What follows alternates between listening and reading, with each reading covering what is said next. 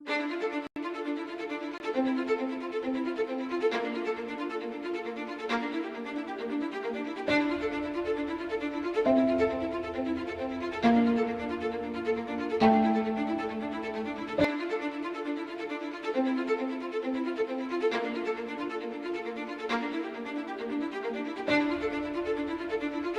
GMR Group is a world-renowned infrastructure developer with an excellent track record of creating mega infrastructure projects.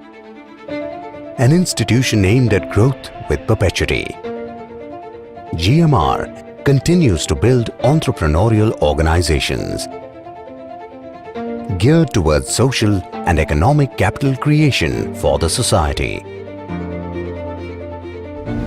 Set upon the cornerstones of 7 core values: humility, entrepreneurship, teamwork and relationships, deliver the promise, learning and inner excellence, social responsibility, and respect for individual.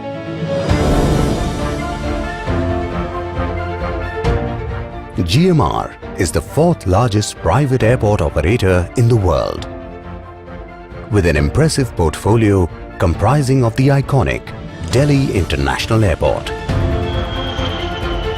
the Hyderabad International Airport, and the Mactan Cebu International Airport in the Philippines. It also operates the civilian enclave at the Bidar Airport in North Karnataka. Airport projects under development include Greenfield Airport in Mopa, Goa, New Heraklion Crete International Airport in Greece, Greenfield Airport in Bhogapuram, Andhra Pradesh. Further, the group is leading the way by ushering in the innovative concept of airport cities in India. The first phase at Delhi Aero City, comprising of 45 acres, already hosts more than 15 hotels, offices and retail spaces with well laid out public amenities.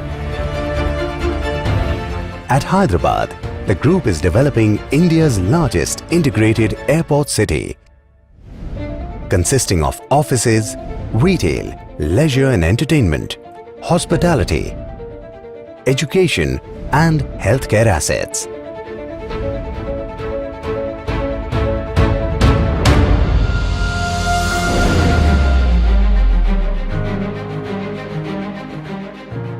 The group's energy business has a diversified portfolio comprising of 15 power generation projects with an installed capacity of over 3,200 megawatt.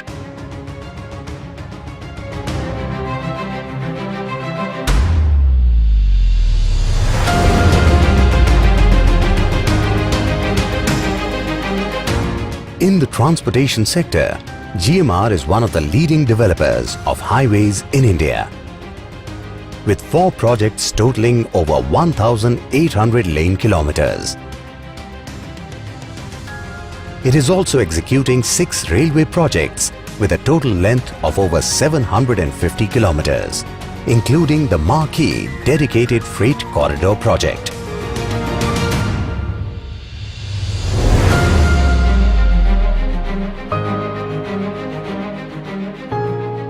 GMR Varalakshmi Foundation, the CSR arm of the GMR Group, works towards upgrading social infrastructure and enhancing the quality of life of communities around locations where the group has a presence.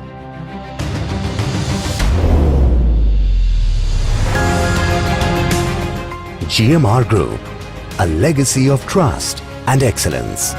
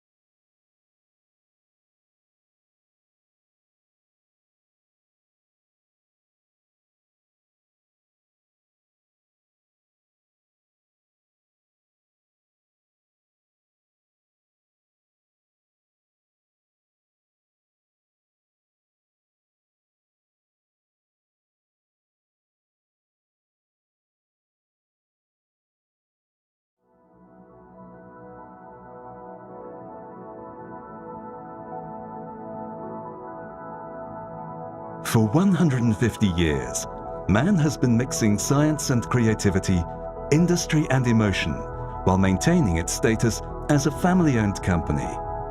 Our unique identity and capabilities, fueled by our passion, make us who we are. Using state-of-the-art technology, including biotechnology, organic chemistry, and our renowned extraction expertise, we provide customers with the ability to create experiences and emotions that are one of a kind. Nature is our inspiration. We invent new flavors and tastes, unlocking new sensory realms for our customers, whether they are chefs, perfumers, or consumers. The result of our meticulous process is an exclusive blend of poetry and technology. Creating new and unprecedented molecules requires crossing new frontiers. We are explorers, tirelessly seeking out raw materials in nature to continue to meet customer needs and expectations. We devote our energy and passion to creating genuine and authentic moments of enjoyment. Innovation by essence for 150 years.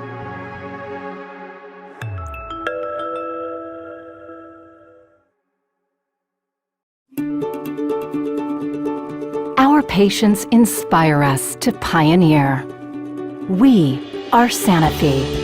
At Sanofi, our passion is to prevent, treat, and cure illness and disease throughout life.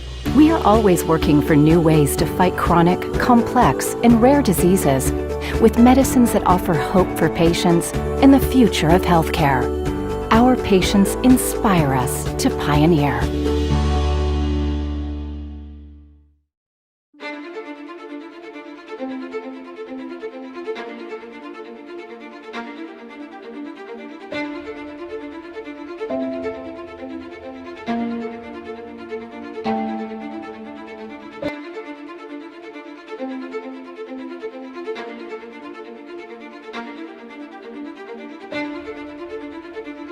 The GMR Group is a world-renowned infrastructure developer with an excellent track record of creating mega infrastructure projects. An institution aimed at growth with perpetuity. GMR continues to build entrepreneurial organizations geared towards social and economic capital creation for the society. Set upon the cornerstones of 7 core values: humility, entrepreneurship, teamwork and relationships, deliver the promise, learning and inner excellence, social responsibility, and respect for individual.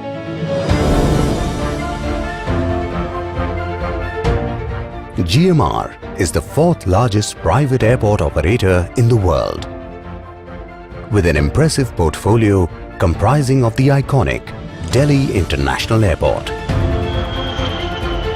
the Hyderabad International Airport, and the Mactan Cebu International Airport in the Philippines. It also operates the civilian enclave at the Bidar Airport in North Karnataka. Airport projects under development include Greenfield Airport in Mopa, Goa, New Heraklion Crete International Airport in Greece, Greenfield Airport in Bhogapuram, Andhra Pradesh. Further, the group is leading the way by ushering in the innovative concept of airport cities in India. The first phase at Delhi Aero City, comprising of 45 acres, already hosts more than 15 hotels, offices and retail spaces with well laid out public amenities. At Hyderabad, the group is developing India's largest integrated airport city, consisting of offices, retail, leisure and entertainment, hospitality, education and healthcare assets.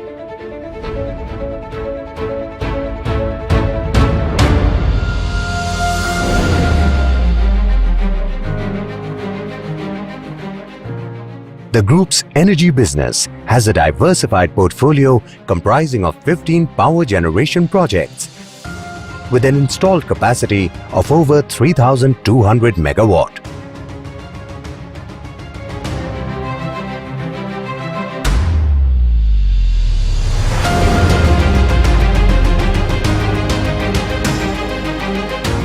In the transportation sector, GMR is one of the leading developers of highways in India, with 4 projects totaling over 1,800 lane kilometers. It is also executing 6 railway projects with a total length of over 750 kilometers, including the marquee dedicated freight corridor project.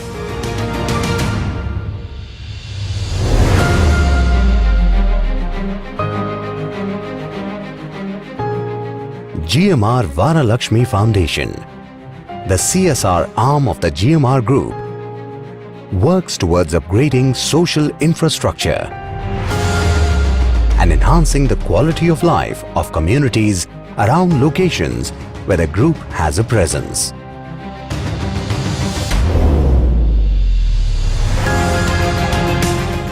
GMR Group, a legacy of trust and excellence.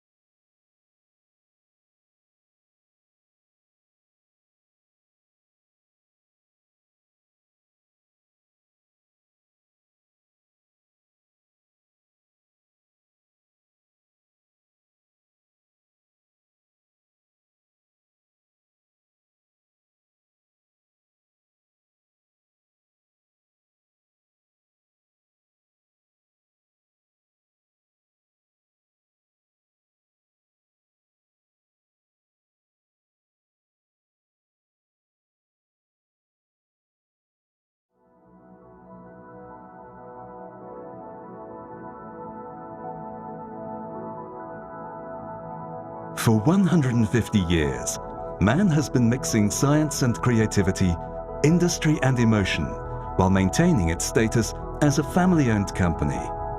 Our unique identity and capabilities, fueled by our passion, make us who we are. Using state-of-the-art technology, including biotechnology, organic chemistry, and our renowned extraction expertise, we provide customers with the ability to create experiences and emotions that are one of a kind.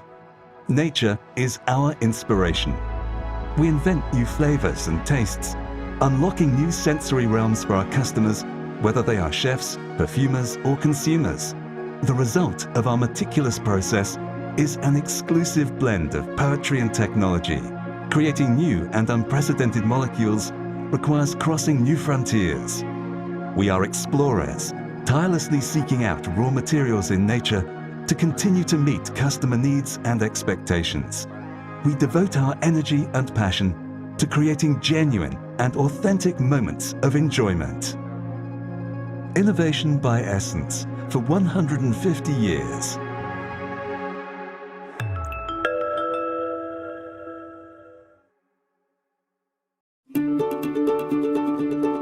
Our patients inspire us to pioneer. We are Sanofi. At Sanofi, our passion is to prevent, treat, and cure illness and disease throughout life. We are always working for new ways to fight chronic, complex, and rare diseases with medicines that offer hope for patients and the future of healthcare. Our patients inspire us to pioneer.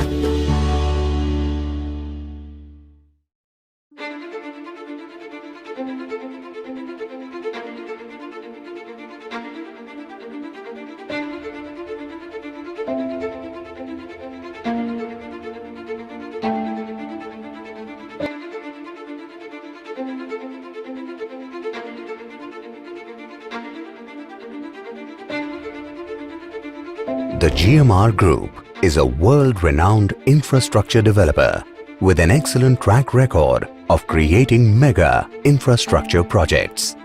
An institution aimed at growth with perpetuity. GMR continues to build entrepreneurial organizations geared towards social and economic capital creation for the society. Set upon the cornerstones of 7 core values: humility, entrepreneurship, teamwork and relationships, deliver the promise, learning and inner excellence, social responsibility, and respect for individual.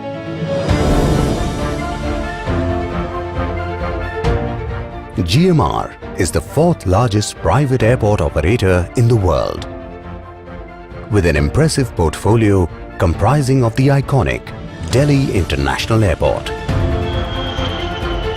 the Hyderabad International Airport, and the Mactan Cebu International Airport in the Philippines. It also operates the civilian enclave at the Bidar Airport in North Karnataka. Airport projects under development include Greenfield Airport in Mopa, Goa, New Heraklion Crete International Airport in Greece, Greenfield Airport in Bhogapuram, Andhra Pradesh. Further, the group is leading the way by ushering in the innovative concept of airport cities in India. The first phase at Delhi Aero City, comprising of 45 acres, already hosts more than 15 hotels, offices and retail spaces with well laid out public amenities. At Hyderabad, the group is developing India's largest integrated airport city, consisting of offices, retail, leisure and entertainment, hospitality, education and healthcare assets.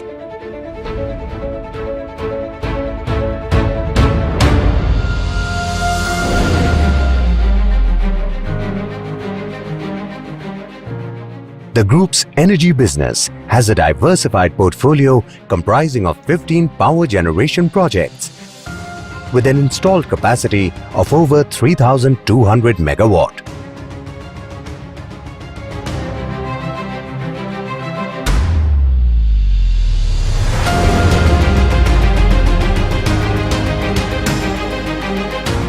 In the transportation sector, GMR is one of the leading developers of highways in India, with 4 projects totaling over 1,800 lane kilometers. It is also executing 6 railway projects with a total length of over 750 kilometers, including the marquee Dedicated Freight Corridor project.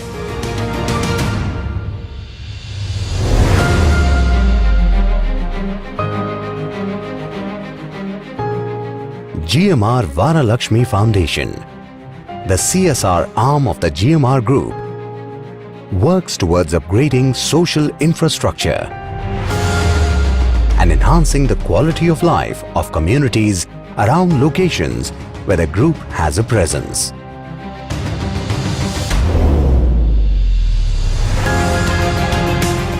GMR Group, a legacy of trust and excellence.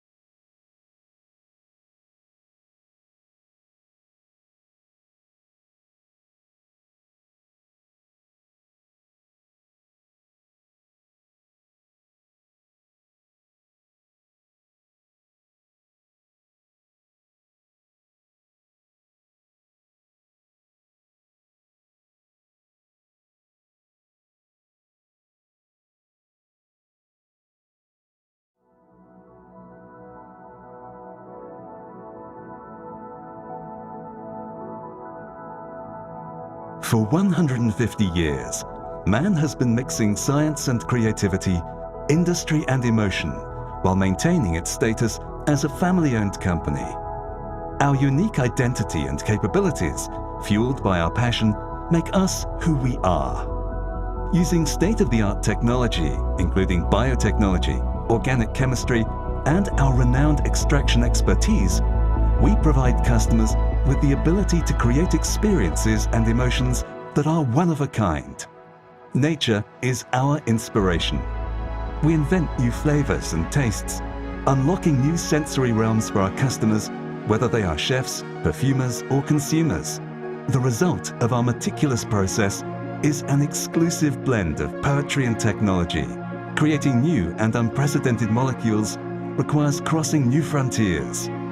We are explorers, tirelessly seeking out raw materials in nature to continue to meet customer needs and expectations. We devote our energy and passion to creating genuine and authentic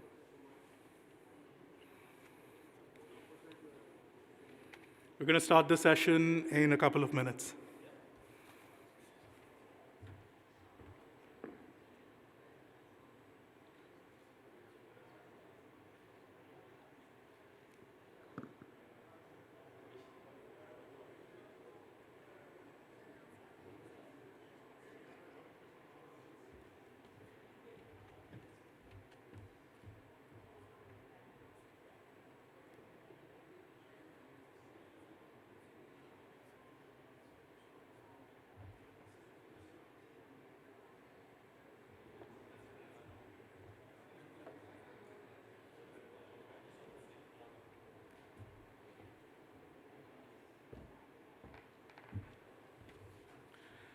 Request everyone to come forward and have a seat if there's a seat empty in front of you.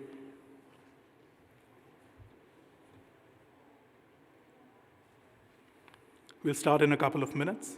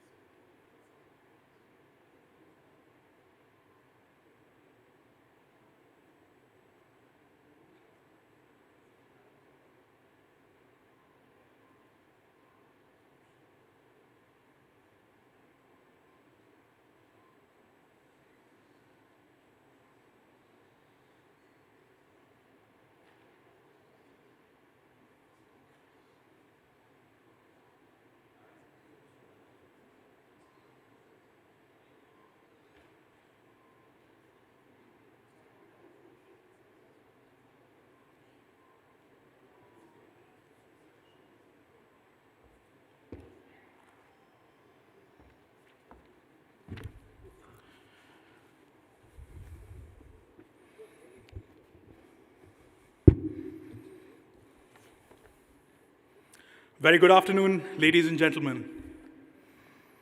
Thank you for taking the time out and joining us for the 4th edition of the Indo-French Investment Conclave, organized by the Indo-French Chamber of Commerce and Industry, also abbreviated as IFCI, today here in Hyderabad with a focus on the state of Telangana. This important event succeeds the previously held conclaves in Nagpur, Goa, and Tamil Nadu. My name is Priyank Prakash, and on behalf of the Chamber, I'm pleased to be the Master of Ceremony for today's program and help navigate the session.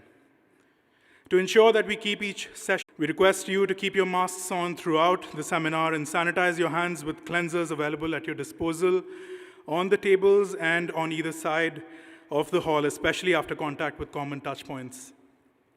And now to mark the beginning of today's conclave, I'm pleased to welcome our Director General of IFCI, Ms. Payal S. Kanwar, to officially welcome everyone.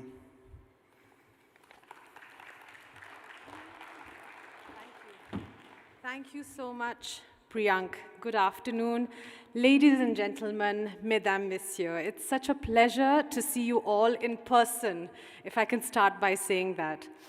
Welcome to Hyderabad. We're absolutely delighted to be here for the 4th edition of our investment conclave, which, following the success of the previous editions in Nagpur, Goa, and Tamil Nadu, this is a great moment for us, especially to be organizing this in person. This event has been in the making since the past 2 years, and of course, as we all know, COVID got in the way. But since now we're in a position to start organizing events in person once again, Hyderabad was really on the top of the list for us. The idea of this conclave is to showcase and promote existing investments in the state, which we did this morning because we had organized a few site visits to key companies like Safran and Man India. And our aim is also to work alongside the government of Telangana to present the advantages of setting up in the state. And on that note, I'd like to sincerely thank Mr. Jayesh Ranjan, Principal Secretary of Industries and Commerce and IT at the government of Telangana. Thank you so much for your support and help. Today, we're pleased to welcome the leadership of Indian and French companies in India, the CCEF, the French Foreign Trade Advisors, which is a group of French CEOs presided by Mr. Jean-Noël Roux, who is the General Manager of Air France KLM, who will actually be conducting their national meeting in Hyderabad tomorrow as well. We're also pleased to be welcoming officials from the Embassy of France, Business France, the French Consulate in Bangalore, and the French Development Agency. We'll also be welcoming His Excellency, Mr. Emmanuel Lena, along with the Honorable Minister this afternoon during the plenary session. As many of you may know, we organized our 44th annual general meeting in Mumbai last week, and I'm extremely pleased to tell you that Mr. Sumit Anand was re-elected for his second term. It's such a pleasure to have you, Sumit, and you've been doing phenomenal work for the chamber, and we are so appreciative of having you with us as our president. So congratulations to you once again. Yes, a round of applause. Today's conclave is a testament to the fact that Hyderabad is a key destination for French companies in India, and we can see that through the success of many of the companies that you will be hearing from later today. Lastly, I would also like to announce, with the permission of our president, that IFCI is also looking at setting up a formal representation in Hyderabad within the next year. And the objective for us would be to actively engage with the Indo-French business community and also play an active role in developing our network and strengthening business between our member companies in the state of Telangana. Thank you so much, and I wish you an excellent afternoon.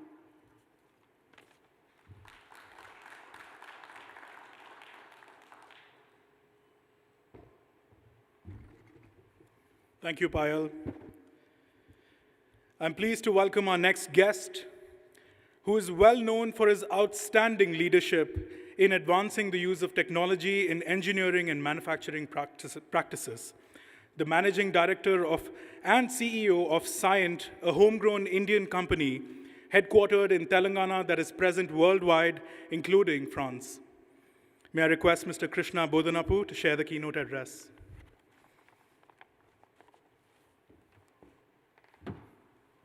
Thank you, Priyank, and good afternoon, everybody. Firstly, I'd say it was quite an honor to be invited here to talk about our experience in Telangana and also to share our experience, how we worked with French companies. And given that, like Priyank said, we're a homegrown Telangana and a Hyderabad company, it's always an incredibly proud moment for me to say what our state has done and what we've achieved and why there should be more commerce, more business that originates from our state. Firstly, I'll just quickly say, India and France have had a great and a very long commercial and business relationship. And the way I would look at it, or the way I look at it, is there's a market on both sides for goods and services from both countries. Obviously, India is a great market for aerospace, for defense, for energy, infrastructure, communications, all of which are areas of strength for French companies. And some of the most marquee names in the world are French companies in these areas, which gives a great, obviously a great market access to French companies in India, but also gives us here in India access to some of the best technology, some of the best processes, and some of the best equipment that's out there. Similarly, France is a great market for Indian companies. Obviously, we have a lot of capability in IT, that goes without saying, but also technology, pharma. And also the other thing that we're seeing more and more is France provides a unique access to capital to Indian companies, given the maturity of the French capital markets and the access to capital that provides. So therefore, I would leave the thought with you that France is a great market for Indian companies, and India is a great market for French companies, and therefore it becomes quite important for us to make sure that we have a strong collaboration. Just a quick introduction to Cyient. We've been an investor, we've been a homegrown company, so for 31 years we've been in Hyderabad and in Telangana. We're just headquartered actually literally down the street. We do a lot of services and we do a lot of manufacturing for engineering, R&D, and manufacturing kind of organizations. And primarily, like I said, we're headquartered here in Hyderabad, but also present in Warangal in Telangana. Now, over the last 31 years, and especially as things have progressed, I think things have accelerated quite a bit. I just want to reiterate a couple of things on what makes Telangana such a great place. And I'm also cognizant that Mr. Jayesh Ranjan will speak after me, and nobody but better than him to tell you why this is a great place, but I'll try to add a little bit of my view on that. One is the infrastructure. I'm sure all of you who come to Hyderabad or even have come to Hyderabad today would agree that this is probably, I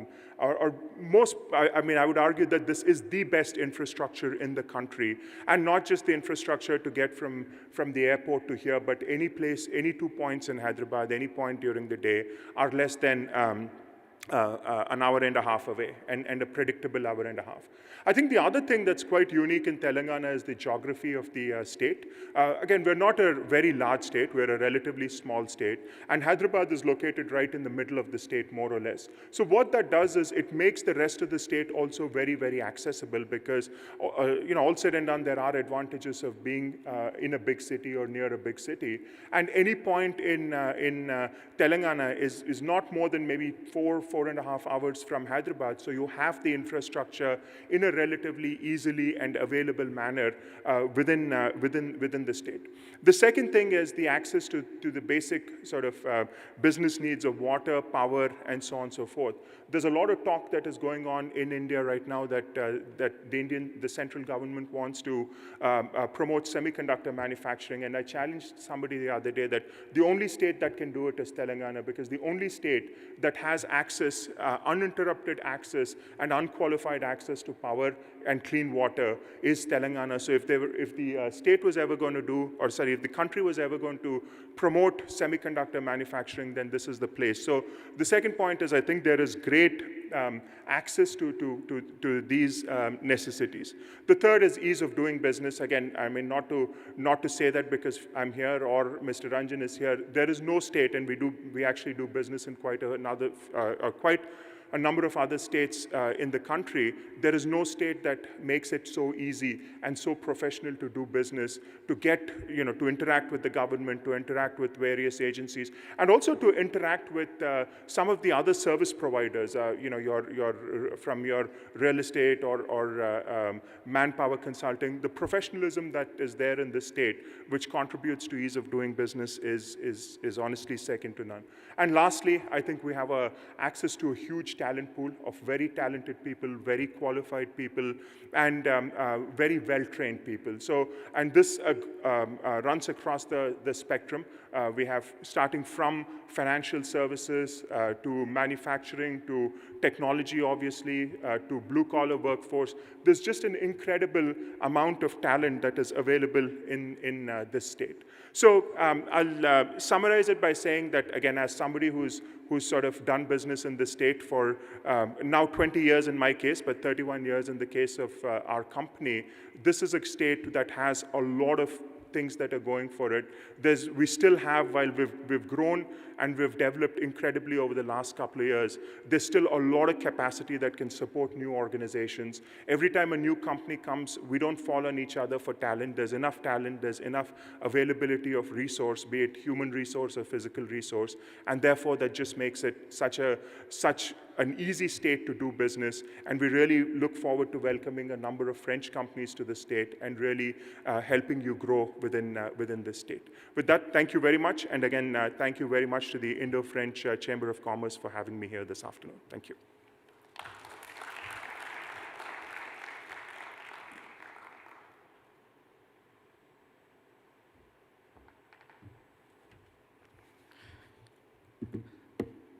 To bring this down.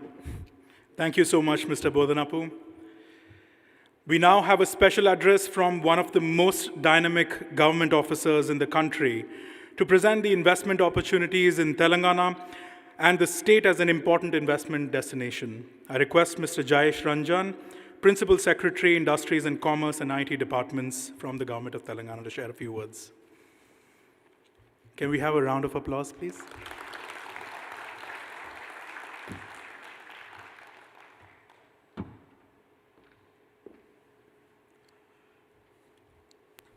Thank you. Thank you very much, Priyank. Good afternoon, ladies and gentlemen. You just heard Krishna speak. I'll be speaking now, and our minister will be speaking later in the day. You will more or less hear 3 versions of the same speech. So, but then the truth is that that is how things are.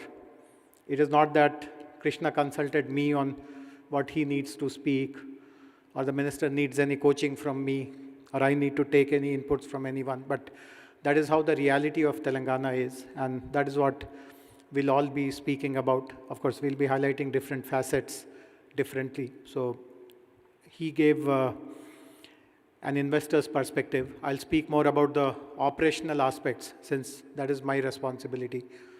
The minister will speak about, obviously, the political perspectives, etc. But nevertheless, the takeaways from all our speeches will be more or less the same. So first of all, a warm welcome to all of you on behalf of the Telangana government. Let me first of all congratulate Mr. Anand and the entire team of IFFCI for putting together this event. This is the 4th event.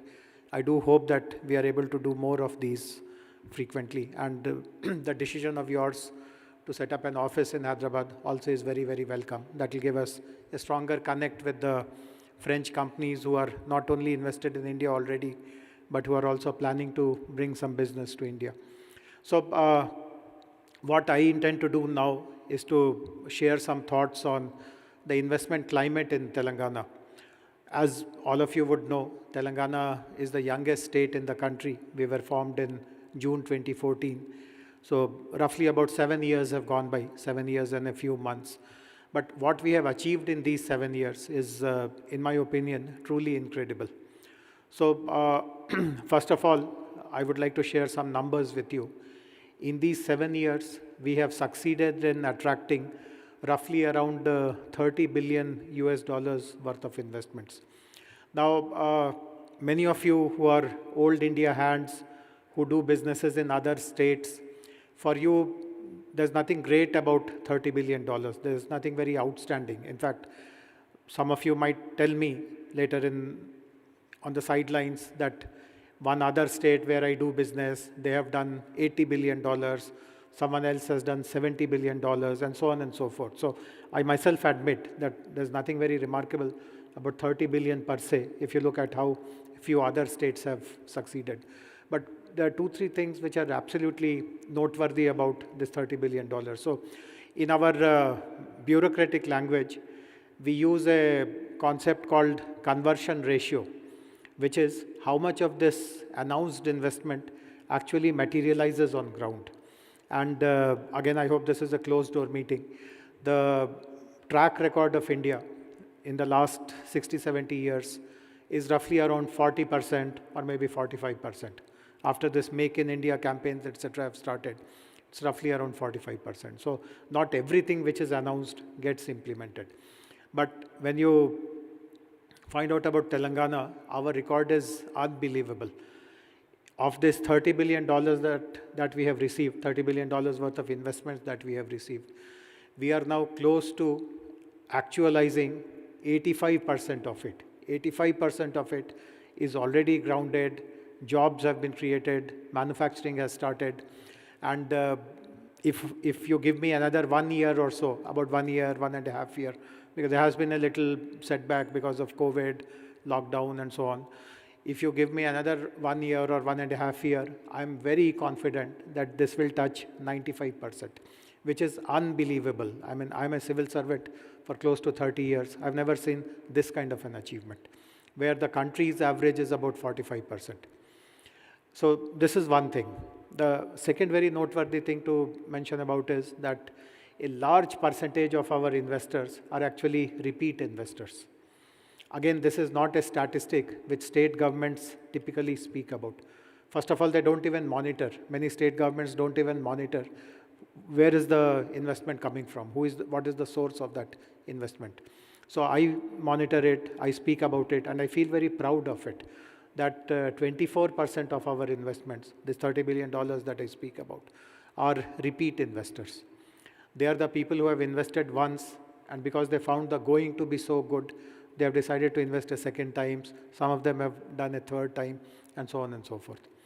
And these are, they cut across investment sectors, they cut across nationalities. There are some leading domestic companies who have invested multiple times.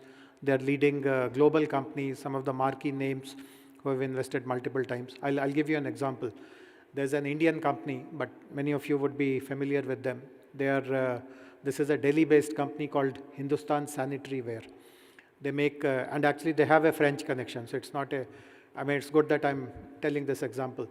They manufacture this bathroom fittings and furnishings and all that. So the person who owns this company, his name is Mr. Sandeep Somani. And as the name indicates to people who live in India, I'm sure they'll make out that he has nothing to do with Telangana. This is not a Telugu person. He's actually a person who lives in Delhi. He has nothing to do with this region. So he's not a son of the soil. If a son of the soil is doing something great for the state, there is some logic, but he has nothing to do with Telangana. You will not believe it. In the last 7 years, he has made 8 investments in the state, one after other after other. Any new project that he has to bring to the state, to this country, automatically he comes to us and does his project here. And his previous project, not the current one, but the one before, he's manufacturing bathroom heaters, water heaters, with a French partner actually. I don't recall the name of the partner. I should have done some better homework and come prepared with that name. But I remember he telling us that they are the market leaders in Europe in that bathroom water heaters category. So they are the partners of Hindustan Sanitary Ware. And about 70 kilometers from Hyderabad, they are setting up their manufacturing facility. So, I mean, there are amazing stories to tell like this. Not just, I gave you the example of Hindustan Sanitary Ware, but there are American companies, there are other European companies, there are Japanese companies, Taiwanese companies who have followed the same path. They've invested once in Telangana, and they have realized that the value proposition is so strong here that they invest again and again and again. So what is it which makes these kind of things happen? That our conversion ratio is 85%. We get 24% repeat investors. There are some investors who have invested 8 times in the state. I mean, what exactly are the reasons behind it? So maybe in the next 5 minutes, I'll speak quickly about some of the key reasons. And hopefully when our minister speaks again later in the evening, he will elaborate and highlight some of these once again. So the first is about, obviously, Krishna also spoke about it, is about ease of doing business. So many of you would know that when the Prime Minister launched this flagship Make in India program, he wanted the states to also carry out reforms, because eventually the action happens at the states. And if you don't really reform, then Make in India, etc., will just remain empty slogans. And again, I feel very proud to share this with you, that the state which has carried out the maximum reforms is our state, is Telangana. In fact, some of the reforms are so kind of radical, so revolutionary. In fact, in India, it is very common for states to check out each other, and if someone has done something good, find a way of replicating it, and so on and so forth. Of course, they don't give credit to that state which pioneered it, but somehow they copy it and they kind of emulate it. But some of our reforms are so kind of path-breaking that other states have not even come close to emulating or replicating or copying what we have done. So I'll very quickly tell about a few features of this ease of doing business. One is, and I again feel very proud that we are the only state so far, there are 29 states in the country, 28 states rather. We are the only one which offers this facility, which is that if a company chooses to invest in Telangana, and once the land location is finalized, either you can take land from the government in our industrial parks, or you can take lands in private industrial parks. For example, I know that Safran, which is having, Safran incidentally is also a repeat investor. I see all of them sitting there. I'm sure they will come up and tell their own story. I don't have to speak on their behalf, but they have chosen to locate their project in a private industrial park owned by the GMR group. Again, their representatives are there. I'm sure they'll speak for themselves. But regardless of where you choose to locate your project, the moment you select your land parcel for your industrial project, you can start construction of your factory building or your R&D facility or whatever it is right on day one. You do not require any paperwork, you do not require any permission, you do not require any approval. You select the land in the morning, you can do the groundbreaking in the evening. Not even a day is lost. And even in the most advanced states, the most progressive states in our country, it easily takes between 3 months to 6 months, in worst cases even 9 months, 10 months, etc., to get that last piece of paper which will allow you to step in and do your work. In Telangana, that 3 months, 6 months, 9 months has been made 0. You select your land in the morning and start construction the same day. And many companies have made use of this. So it's not just a slogan. Actually, to the best of my knowledge, there would be at least 100 plus companies who have given a self-certificate and they have decided to commence their construction on the same day. Similarly, but it does not mean that you don't require any permission, any approval at all. You do require statutory permissions and approvals. So the law of the land in Telangana is that when you are ready with your commercial production, at that point in time, maybe 15 days before or a month before, you apply online for all your approvals and permissions. And these are guaranteed by law that they will be given to you in 15 days flat. And if we fail to give them on the 15th day, then from the 16th day onwards, you can start your commercial productions and no questions will be asked. So, and thereafter also, in fact, I remember a company representative telling this to me, that they represent a very large group. In fact, I can make that name also known, Amazon. So Amazon has their largest office anywhere in the world. Not even in Seattle do they have such a large office as they have here in Hyderabad. So when the office building was getting inaugurated, the Amazon head of India was here. The Amazon MD was here. And he was telling me something interesting. He told that because we are Amazon, we get the red carpet everywhere, whichever state we'd go to. The moment they know that we are from Amazon, the red carpet is rolled out. But the moment a state gets a sense that this project is bagged, they are with us now, that red carpet is kind of folded back and that red carpet moves somewhere else. And he mentioned that this is not so in Telangana. I mean, till the day we complete the project, even thereafter, people are available, people are accessible. Even the minister is just a phone call away. The principal secretary is just a text message away. Everyone is available to listen to their issues. Obviously, there will be some minor roadblock or the other here and there, but they get redressed instantly. So this is again a reputation that we have built, that we are always supportive of the industry. So the industrial policy supports ease of doing business, supports handholding, supports taking care of all issues of the industries in a very user-friendly and a very seamless manner. We also provide, as Krishna pointed out, good quality industrial infrastructure.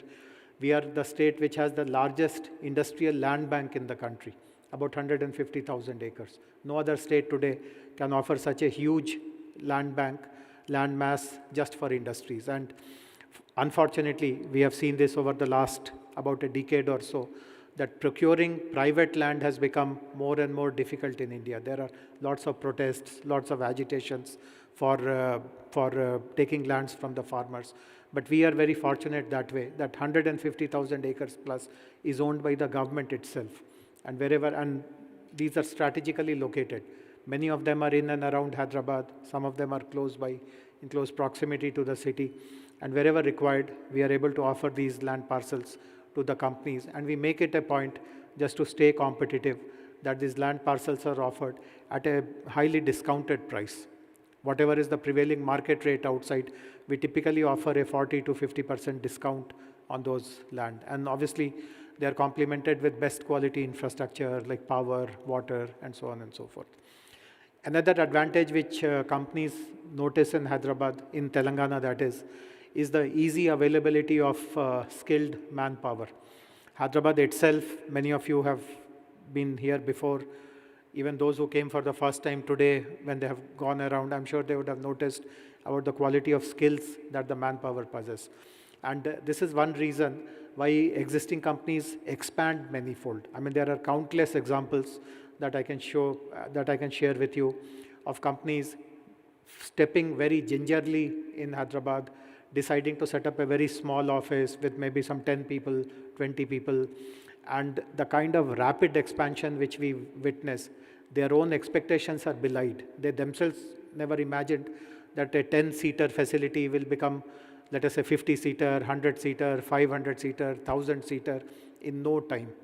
And one of the reasons is that they find talent available very easily. The government itself supplements that by running skilling programs. We have an institution here called TASK, Telangana Academy for Skills and Knowledge, so that if a company tells us, so again, Safran is a very good example, if a company tells us that we require these skills, and for some reason, if these skills are not easily available in the market, for example, for the reason that they are not taught in our colleges, in our schools, then we conduct special training programs to train people for the skills that the industry requires completely at our cost and make them available to the company. So again, this is a very good facility which we offer. So, and of course, every Indian state offers incentives to the industry, particularly overseas investors, to set shop in their state. Telangana is no different. Our package of incentives is also very, very attractive. And we also have flexibility that for strategic investors, we can customize a package of incentives which is tailor-made to their requirements. And again, this is a facility which many companies have really appreciated and valued.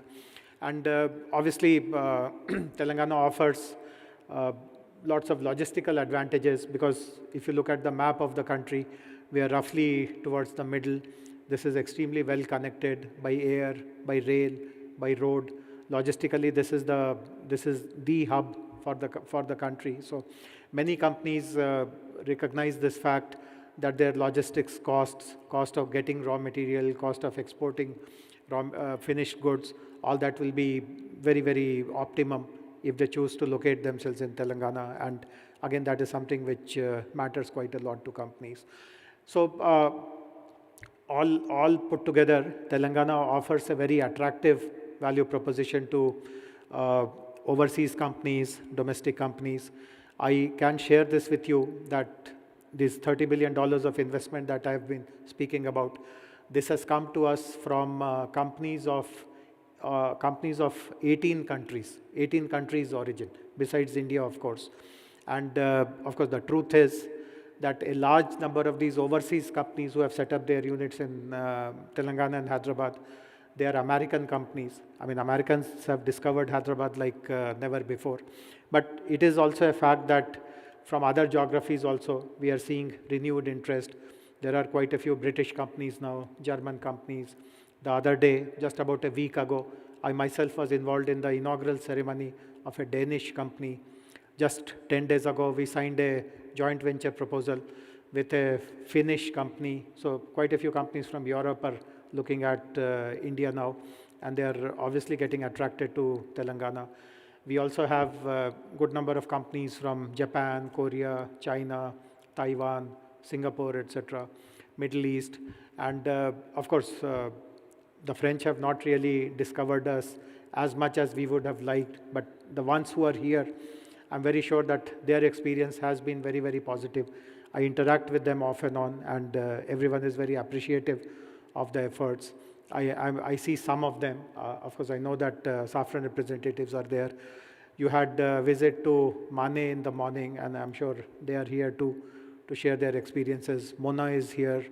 Cap Gemini is again a very important success story for us. They have grown like anything. In fact, I guess after TCS, they must be one of the larger IT companies who have a footprint in Hyderabad. Sanofi is another very, very important player in our life sciences ecosystem. And there are services companies. Many of you would have discovered by now that this convention center itself is managed by the Accor Group. We have Decathlon. Our airport now has partnership with Airport de Paris.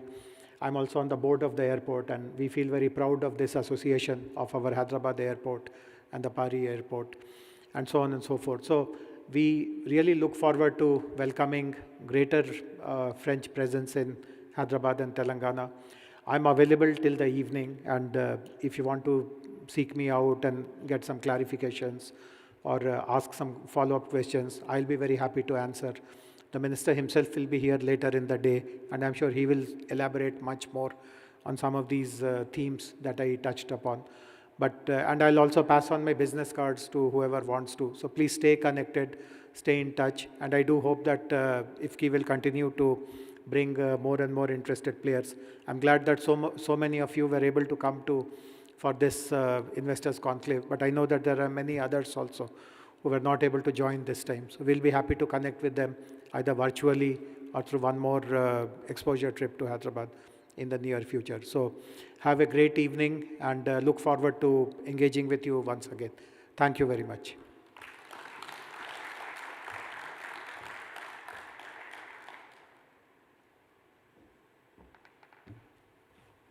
Thank you, Mr. Ranjan, for this extremely encouraging presentation for potential investors and those already present in the state on the ease of doing business. A quick background on the next speech. Most of us, well, almost all of us, would have made contact today with something that this company has been involved in manufacturing. And one of the most important collaborations in India of this company, that is GMR, is with the French. I now welcome Mr. Antoine Crombé, Deputy CEO at GMR Airports, to present a case study on this Indo-French collaboration.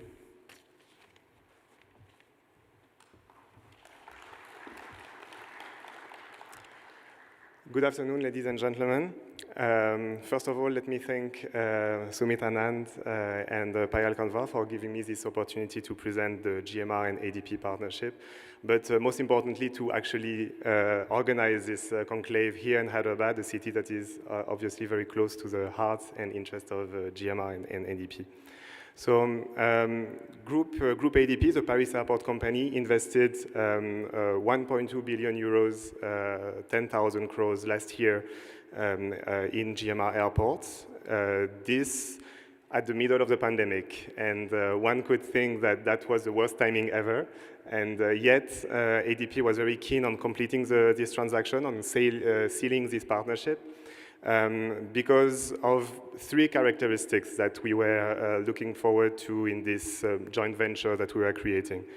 The first one is that this is in any way a long-term investment. We are airport operators, we are infrastructure builders, and India is a growth story for aviation. So we are here for the long term.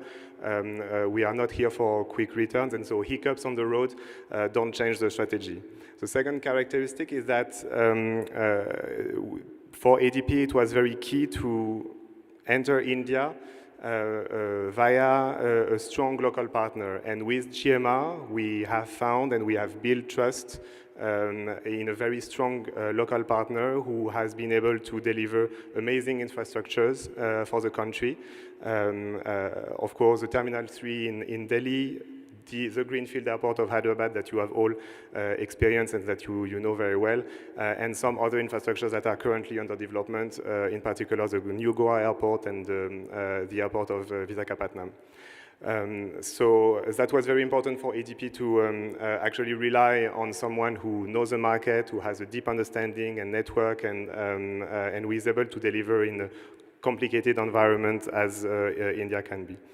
The third characteristic is that it's a partnership between two industrial players. It's not a financial investment, it's an industrial partnership. And the idea is really to create something that is one of its kind, that has not been done yet, which is an alliance between airport operators, leveraging on the expertise globally, leveraging on all aspects of an airport activity, retail, operations, innovation, real estate, to be able to bring synergies in all these areas. And actually in the one-year journey that has already passed, and that in the COVID context, we have been able to already identify and start some very exciting projects. So now, why Hyderabad, Telangana, and this particular airport is, for us, a key driver for the future success of this partnership. The first reason is that, of course, the footprint of the airport is tremendous. This is an airport that was handling 22 million passengers a year before COVID. And we are doing currently huge investments to increase the capacity. 6,300 crores are getting invested to reach 34 million capacity. So for those of you who are not very familiar with this kind of number, 34 million capacity means actually larger than the Orly airport in Paris. The second reason for us is that this asset is of a huge quality, and that for a greenfield asset, the Hyderabad airport was the first greenfield asset built by a private party in India. And when GMR was given the land, was given the concession to build this airport, there was nothing. So they had to build the entire ecosystem, and that's really the vision that the GMR group had, which is that it's not only to build the terminal, it's not only to build the runway, it's actually to build the entire ecosystem to sustain it. There was no cargo we have built, and we do the cargo ourselves. There was no MRO we have built, and we do the MRO ourselves. There was no duty-free operator. We have done the duty-free operations ourselves. So it's a really in-house airport with all aspects of an airport activity, and all of it has been a success. And that's why it's very exciting now that ADP is on board to be able to leverage on all this area and bring partnerships and new businesses with French company or European companies through this joint venture. And last but not the least, I think I don't want to repeat and to do a fourth version of the speech that was already done, but I think it's very important to say it. It's very important for the ones who don't know Telangana, who don't know Hyderabad, to be aware of this, which is that here everything is possible precisely because you have stakeholders, you have a state government and authorities who are always listening to your issues, who are able to be proactive to address whatever issue you can have. And that's why, for us, it's always here in Hyderabad that we start new businesses, that we start new innovative solutions.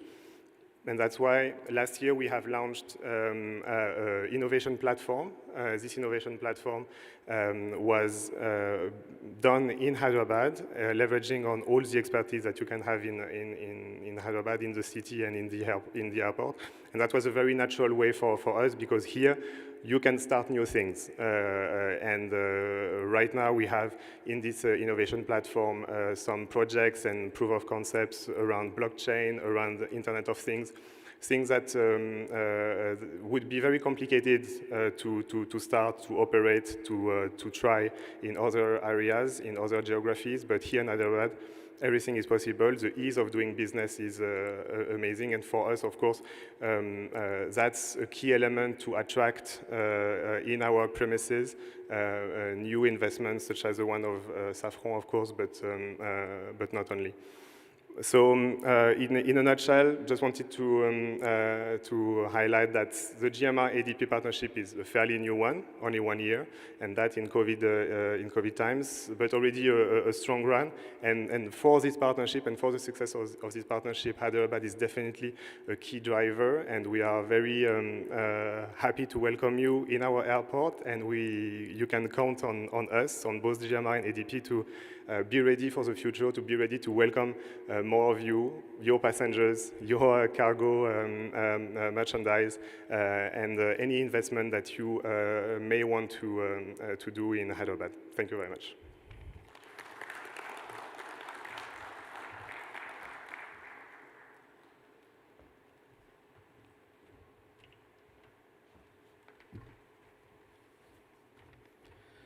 Thank you, Antoine. As we commence the next part of today's program with the first panel discussion, I would like to welcome the moderator, Ms. Deepthi Ravula, CEO of WeHub, part of the Government of Telangana. This panel will take a deep dive into various sectors with experiences shared as an investor in Telangana, opportunities for growth in the respective sectors, and challenges, if any.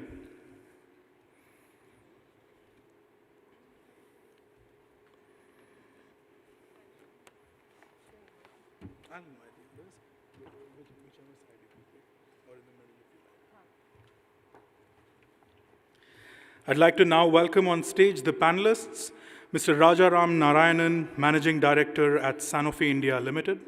Can we have a round of applause, please?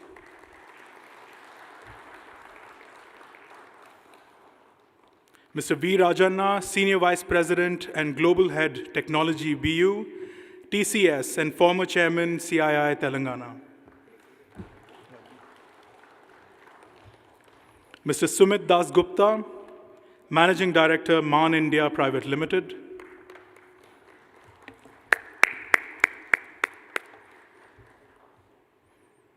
We'll have some tea in a bit. Can we get some more energy here? Mr. S.E. Mishra, Managing Director, Keolis Hyderabad Mass Rapid Transit System.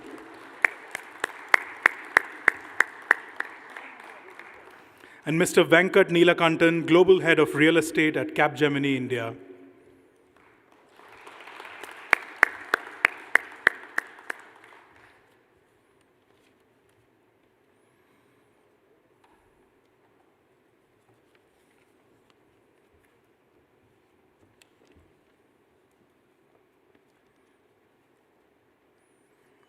Welcome, Mr. Neelakantan.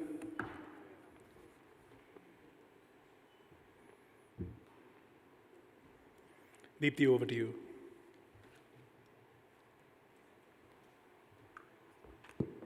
Good evening, everyone. Thank you, Priyank. And we welcome all of you to the panel discussion for today, where we'll be discussing about the opportunities, challenges, and more importantly, more opportunities that are there in Telangana for all of you to come and invest here. So I'm really thrilled to be joined by 5 eminent leaders from across various sectors. And to my left is Mr.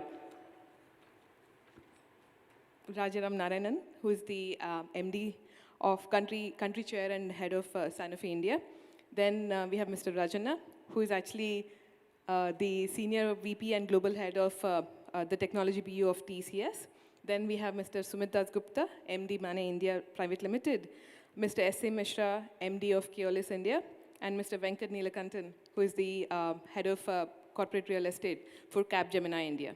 So I'll start directly into the questions. So if I make this, 1 second, I'll just get started. Yes. So I'll start with an introduction of Telangana. Our Honorable Principal Secretary, Mr. Jayesh Ranjan, has actually explained all the wonderful benefits and the kind of support that the government has been offering. To literally belabor the point that the Honorable Minister and Krishna have also made, Telangana is a leader in life sciences, pharma, and defense and aerospace, which you'll be hearing a lot about as we go through the day. So for your a little bit of info about Hyderabad, it is actually ranked as the 2nd most dynamic city in the JLL Cities Momentum Index. And Hyderabad is poised to grow to $100 billion business generator by 2030. And Hyderabad has also won 3 Smart Up City Awards by the India Trade Promotion Organization at the Convergence India 2021. And Hyderabad has always consistently retained the top position of the top city in India for the 5th year in a row in the Mercer Quality of Living Index. So all these are a few points for why more and more French companies need to be in Hyderabad. And with that, we start with the first question. Sir, so to start out with, oh yes, sorry. To start out with Mr. Narayanan, Telangana is known as the bulk drug capital of India, with 40% of the share of the total production and 50% share in the total exports. Ranks 3rd in the API formulations in the country. And never has it been proven much mightier than in the recent past, where India's first and only vaccine was developed right here in Hyderabad. Can you shed some light on, from the Sanofi perspective, on Hyderabad could become a leader and continue to be grow in this sector? And what has been your experience? Because Honorable Secretary was talking about how you guys will be pitching for us. So, in your words, please. Thank you very much for this opportunity. And I think what I can tell people who are probably hearing this from the Secretary as well as from the other speakers is our experience in the last 10 years has been that everything is true. And I think that's something which we can, without any doubt say that this is the pharma capital of the country in many ways, not just from a manufacturing point of view, but also from the availability of talent, the availability of infrastructure, as well as the ease of doing business, which is, sort of a term in quotes which we use. But I can say that the biggest challenge that our company had was in the last 18 months. And we have a plant over here which, makes absolutely life-saving vaccines. And we've got to ship one a day, kind of quantity in terms of, containers which we send. And we didn't have a single disruption here in this entire period. And that is something which it's not necessarily something that you experienced all across the country. So purely from an experience point of view, the orientation of the state, the administration, as well as everybody here, is to make things happen. So I think that's the, a critical part about our experience over here. We've put in, a little over 5,000 crores over here over the last few years in terms of equity as well as in terms of capital investment. And every time we have to consider additional investment or expansion in India, Hyderabad inevitably turns out to be the place which is high on the radar for us. And that's because it is far easier to actually build on what you have got than starting everything afresh. And the experience is normally never disappointing. Yeah, we've had an experience, when some time back, when you make vaccines in a plant, water is a very important thing. For a long time, because it was an old plant, we were actually struggling, and we had our own facilities for water. We had a meeting just a few years ago with the current government, and the Chief Minister came over there, and as soon as he just saw it, there was one call, one instruction, and a plant which was very, very far away from any source of water actually got water in less than 2 months. Yeah, so we had the whole thing sort of dug up and created. So there's a lot of action in the place. Now, the next step really comes is, what is it that's going to happen in terms of the future? I think what Hyderabad is doing today and Telangana government is doing is creating everything that a state can potentially do. Yeah, which is it is creating, on the back of a genome city, it has created a biohub. It has made sure that you're able to move from the accelerator stage right down to commercialization very quickly, so that startups and new companies don't have to build everything. So I think the state is doing a lot. What is really needed is for there to be an integration between what the state's ambitions are and the way in which central government policies can support it. Because the state can only make it happen once the project lands over here and an investor decides to invest over here. To that point, I think therefore I see a lot more need for the state and the center to actually recognize the opportunity for Hyderabad. So I think that's point number one. The second, I think, is that a lot of pharma and healthcare growth in the future is not going to be triggered by big pharma. It's going to be triggered by startups. And if there's one thing which I feel Hyderabad can look at is building the VC system, or the venture capital and the private equity system, around in this place for healthcare. We have a lot of it in the area of consumer technology, financial services, etc., operating out of Bangalore, out of Gurgaon. But across the world, healthcare actually explodes when there's a dedicated healthcare funding system, both in terms of expertise as well as in terms of capital. And I think if we can focus on that area, we could potentially look at a big explosion happening in Hyderabad. Thank you so much. And yes, the conversion between state and center is needed. And coming to your second point, sir, I'm happy to share that the government of Telangana is actually creating something known as T-Fund, which actually is a fund of 1,300 crore rupees to give out to innovations in startups. And we are hoping that a huge chunk of that can also be allocated for life sciences and healthcare. Thank you so much for that. Now, Mr. Rajana. Rajana Garu, you wear two hats only. One as the regional head for the largest employers in Hyderabad. And I would like to point out here that Mr. Rajana has actually made sure that, TCS every year on year has been the number one employer, creating the maximum amount of impact for the industry, IT industry in Hyderabad. And the second thing is that you've been also the past president of CII and a big part of the community in Hyderabad. So both of these experiences, what would you like to speak about? And where do you want to take Hyderabad next? Thank you, Deepthi. I think I should start with Vonshu. Good afternoon. And before I talk about Hyderabad, I must admit that I am really missing Paris. As most of us have been the frequent visitors, I really look forward for the next visit.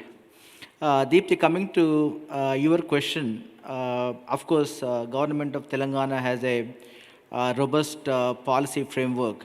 But more than that, where the government makes a difference to the investor is their ability to execute on the ground. Again, I want to give an example. As you know, we have a major investment near Adipatla, right? It's an operation with almost 15,000 employees working from there. We started around 3 years back. And as usual, when we commence our operations, we had basic issues related to water, power, and physical infrastructure in that area because that area is yet to be developed. So when I brought it to the notice of Honorable Minister, Mr. KTR, and he did something I really did not expect from him. This is the kind of experience I have seen in China when I started TCS in China way back in 2000. So next day itself, he personally visited the site with all the respective departments, around 20 people, and he did a detailed review for almost 2 hours. Right? And after that, I never used to bother with the government. So what I'm saying is, this kind of thing, okay, this is called investor experience, right? And it doesn't mean that they can solve each and every problem, but the government has an intention to solve the problem. So this gives you a lot of comfort, a lot of confidence that government is always with you. That is one. And second is the most valuable currency of Hyderabad is the kind of business ecosystem that we built over the years. Again, I want to give an example. Hyderabad executed extremely well the transition to remote working. There were, of course, initial teething issues for the first few days. You know, right? Hyderabad has almost 650,000 IT workforce. So we had to move them to the work from home. And you don't believe whether it is Jayesh, DGP, 3 commissioners were responding to our messages even in the early morning, 2 o'clock, 3 o'clock. So Hyderabad executed the transition to remote working extremely well compared to other cities. And that is the reason, even if you remember, FY21, Hyderabad possibly is the only city in India which delivered double-digit growth in IT. So these are some of the examples, and because of all this, TCS has been expanding. And to give a view of our operations, we have grown 15 times in the last 10 years. So Hyderabad is the 3rd largest center for TCS globally, with more than 62,000 people. And Deepthi, you and other women colleagues here will be happy to know, out of 62,000, 28,000 are women, which represents almost 38%. So Hyderabad will remain to be an integral part of TCS growth strategy, and will continue to expand. And we added one more location last year.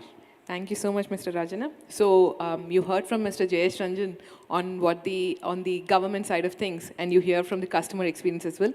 And Thank you so much. And Rajanagaru TCS will always be an integral part of Hyderabad also. So we continue to go on to this relationship for much longer. Mr. Das Gupta, the 150-year-old company, it smelt a huge opportunity in India, and it chose the best place it can be, which is Hyderabad, back in 2003. And since then, it's been constantly expanding in Hyderabad. From one plant in Dindigul, you've actually expanded to an R&D facility and more than double your plant production. So first thing first, how did Mana choose Hyderabad, and how since 2014 has your experience been in leading, expanding, and scaling up the opportunities in Hyderabad? Thank you, Deepti, and good afternoon, everybody. I will probably take a minute to introduce our company. MAN India Private Limited is a fully owned subsidiary of MAN Fields. MAN Fields is a French company based out of south of France. We do perfumes and flavors. So France is known for its perfumery, as you know. So we manufacture perfumes, and we supply to many consumer goods companies. At the same time, we also manufacture flavors, food flavors, which we supply to many different food companies. So we basically fall under chemical sector. We started our operation in Hyderabad because with a joint venture with a local spice extract company. And we were always wondering whether this is the right place to be in. But today we are extremely, extremely happy that we are based out of Hyderabad. I'll tell you the sea change, which I personally have seen. I have moved to Hyderabad in 2005, and since then I'm here, leading this company, establishing production facilities, R&D facilities, and everything. I would basically tell you a little bit about the kind of phenomenal changes that I personally observed in 2014, from 2014 onwards, and how it directly impacted our company. So first thing is the road infrastructure. So before, when we started our operation here, it was really not very good. And since we manufacture liquid products, there are a lot of spillage during transport. The containers were getting damaged, and we were really suffering. There were a lot of complaints from our clients. After 2014, we have seen the ORR being inaugurated, and all the peripheral roads were also started operating. So transportation improved a lot. We completely did away with all these complaints which we used to receive from our clients. This was a big, big change. Second thing was electricity. The place where we have our factory now, which is around 40 kilometers from here, we were going through probably a worst phase of electricity supply. So when we started, we were having officially 1 day power holiday. Then after that, it became 2 days power holiday. And even on the remaining days also, the power was very, very irregular, and you were always on DG sets. I don't know what happened after 2014, but things have changed dramatically. And today, the seamless power distribution which we experience, and so there is absolutely no problem in running our production in 2 shifts. Then comes water. Water was another challenge for us. Being a flavor company, we use a lot of water. We also need purified water to clean our vessels because we deal with food products. So currently, the water situation is extremely, extremely good. We are actually, that is why, all these things have given us confidence to double our production capacity here. Not only double, we are growing so fast that now we are going into second shift, third shift, so that we can produce more and more. We have also recently shifted our R&D facility in very close to high-tech city. We have taken around 19,000 square feet place. Some of you have visited us in the morning, and so all this clearly shows that we have great confidence in times to come in Hyderabad. One more thing which I would like to focus on is about the talent. We have never experienced a dearth of talent. We know that there are a lot of software companies, there are a lot of engineers in this part of the country, but there are a lot of chemists, there are a lot of biochemists who has also helped us to run smoothly in Hyderabad so far. And we are very, very happy, and we continue to do our operations here in Hyderabad, at least for many more years. Thank you. Thank you so much, Mr. Dasgupta. 2 points that Mr. Gupta has highlighted. Number one, the outer ring road that Mr. Dasgupta is talking about is a 159-kilometer ring road which goes around the city of Hyderabad. And the intention with which it was actually constructed is to make sure that any investor or anybody who comes to Hyderabad can hop on directly from the airport to the industrial park, and they can finish their work before lunch. That is how we actually envision this outer ring road. And the way that the government is doing the work is that the clusters of various industrial parks that Honorable Secretary was talking about are located around the ORR. So this actually allows for radial expansion of the city. And that is something we've done. And second thing Mr. Dasgupta talked about is actually the number of shifts. I don't know if you're familiar, but Telangana is one of the states where women actually can work 3 shifts a day, which means your operations can be run 24 hours. The reason this is important is that, number one, the safety of women is assured. Number two is that government is taking a lot of effort to make sure that there is zero shutdown of operations and the efficiency can be increased. And number three is that, 2014 is when Telangana was formed, and that is why you see a change in the number of power holidays. So it is actually guaranteed that the government give 24/7 and 366 days a year, unlimited power to the industrial areas. So these are the 3 things. Thank you so much for highlighting that, sir. Next, we go to Mr. S.C. Mishra. Mr. S.C. Mishra is the head of Keolis, which is the O&M service for the Hyderabad Metro. And sir, Mr. Mishra, Hyderabad Metro has received immense success and become a model for so many other states to emulate. And I will not be kidding if I say that many of the tourists who come, they actually have to take a ride on Hyderabad Metro. So sir, what has been your experience like, and can you shed a little bit of light on how your experience has been so far in Hyderabad as an investor and as an operator for HMRL? Thank you. Thank you, Deepthi. Good afternoon, ladies and gentlemen. To start with, I'll also like to tell something about Keolis. Keolis may not be, a lot of people may not be knowing, because everybody knows in the name of the Hyderabad Metro and L&T Metro. Keolis is a French company based at Paris, and we are operating in 16 countries and more than 40 cities. Recently, we got the contract for O&M operation of the Dubai Metro, which is one of the world best metro, for 15 years. So Keolis came in India about 10 years back, more than 10 years back, and we associated with Larsen & Toubro to carry out the operation and maintenance of the Hyderabad Metro. So journey started from there, and as everybody, all the speakers had indicated that talent is available here in Hyderabad and Metro needs the talent. So to start with, in around 2012 and 13, we started recruiting a lot of engineering graduates who were available in a large number, and trained them. Metro being a very technical type thing, carried out the training of the new graduates, and so that they can take up the work of the metro operation. And from the France also, we took a lot of technical expertise for transfer of the knowledge. Team was involved in making the SOP and all the manuals, etc. During that period, we got a lot of help from the state government as well as from the L&T.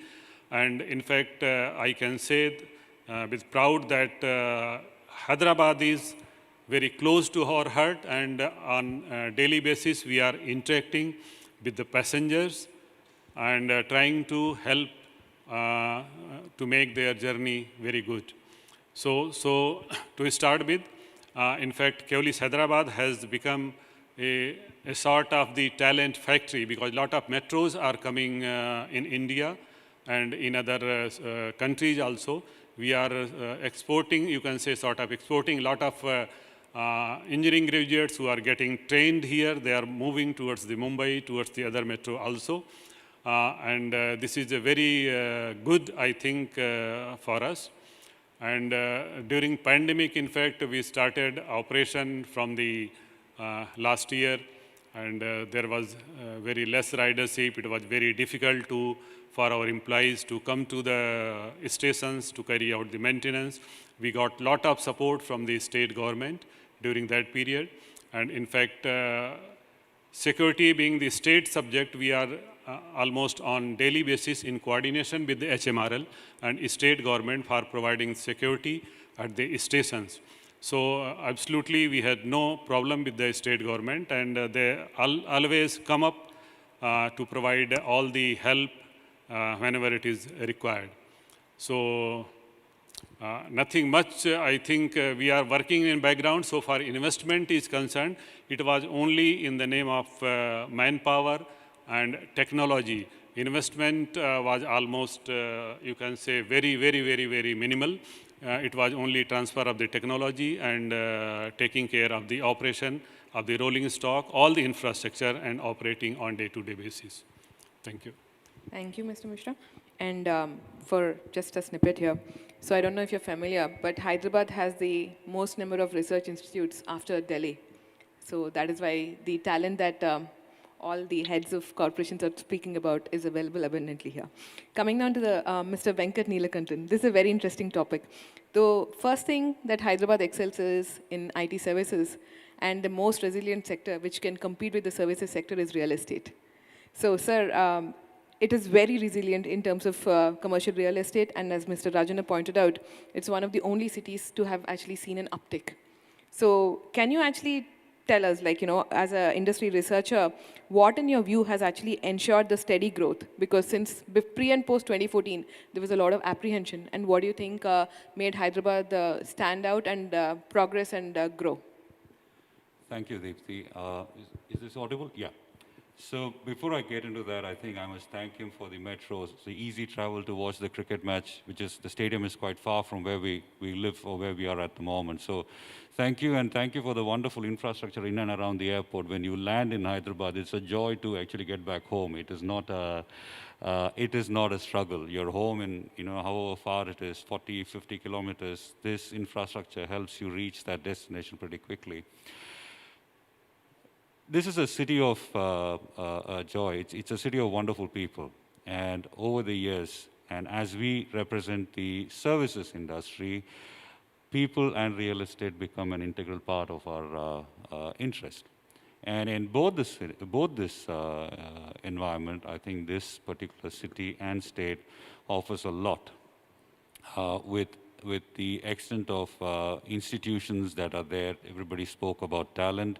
We are able to get not just the quantity, but the quality of talent, which becomes extremely important for us into innovation, into finding what are the different things we can do for our customers, different, make it more benefiting for our customers. The talent offers us to do that research, offers us to do that study. And to top it, we as a company have been here since 2005. And we have been growing here slowly, steadily, and now significantly. And in all these years, the way we have identified the location, because location has to be conducive for a company to operate, and also for people to live around and have a good social environment. So collectively, not just from an opportunity point of view, in terms of career growth, in terms of aspiration, meeting the aspiration of the people, this city also offers, this state also offers the social needs that meet the interests of the people. So collectively, I think over the years we have grown, and over the years we have changed to the newer times, the newer expectation, and this is a wonderful place to be. And I think we will continue to be growing here steadily and very well. Thank you so much. Now that was all the good side, right? What was your experience? Now let's get to the other side. Mr. Narayanan, if I may ask, what are the challenges that you have had as an investor here?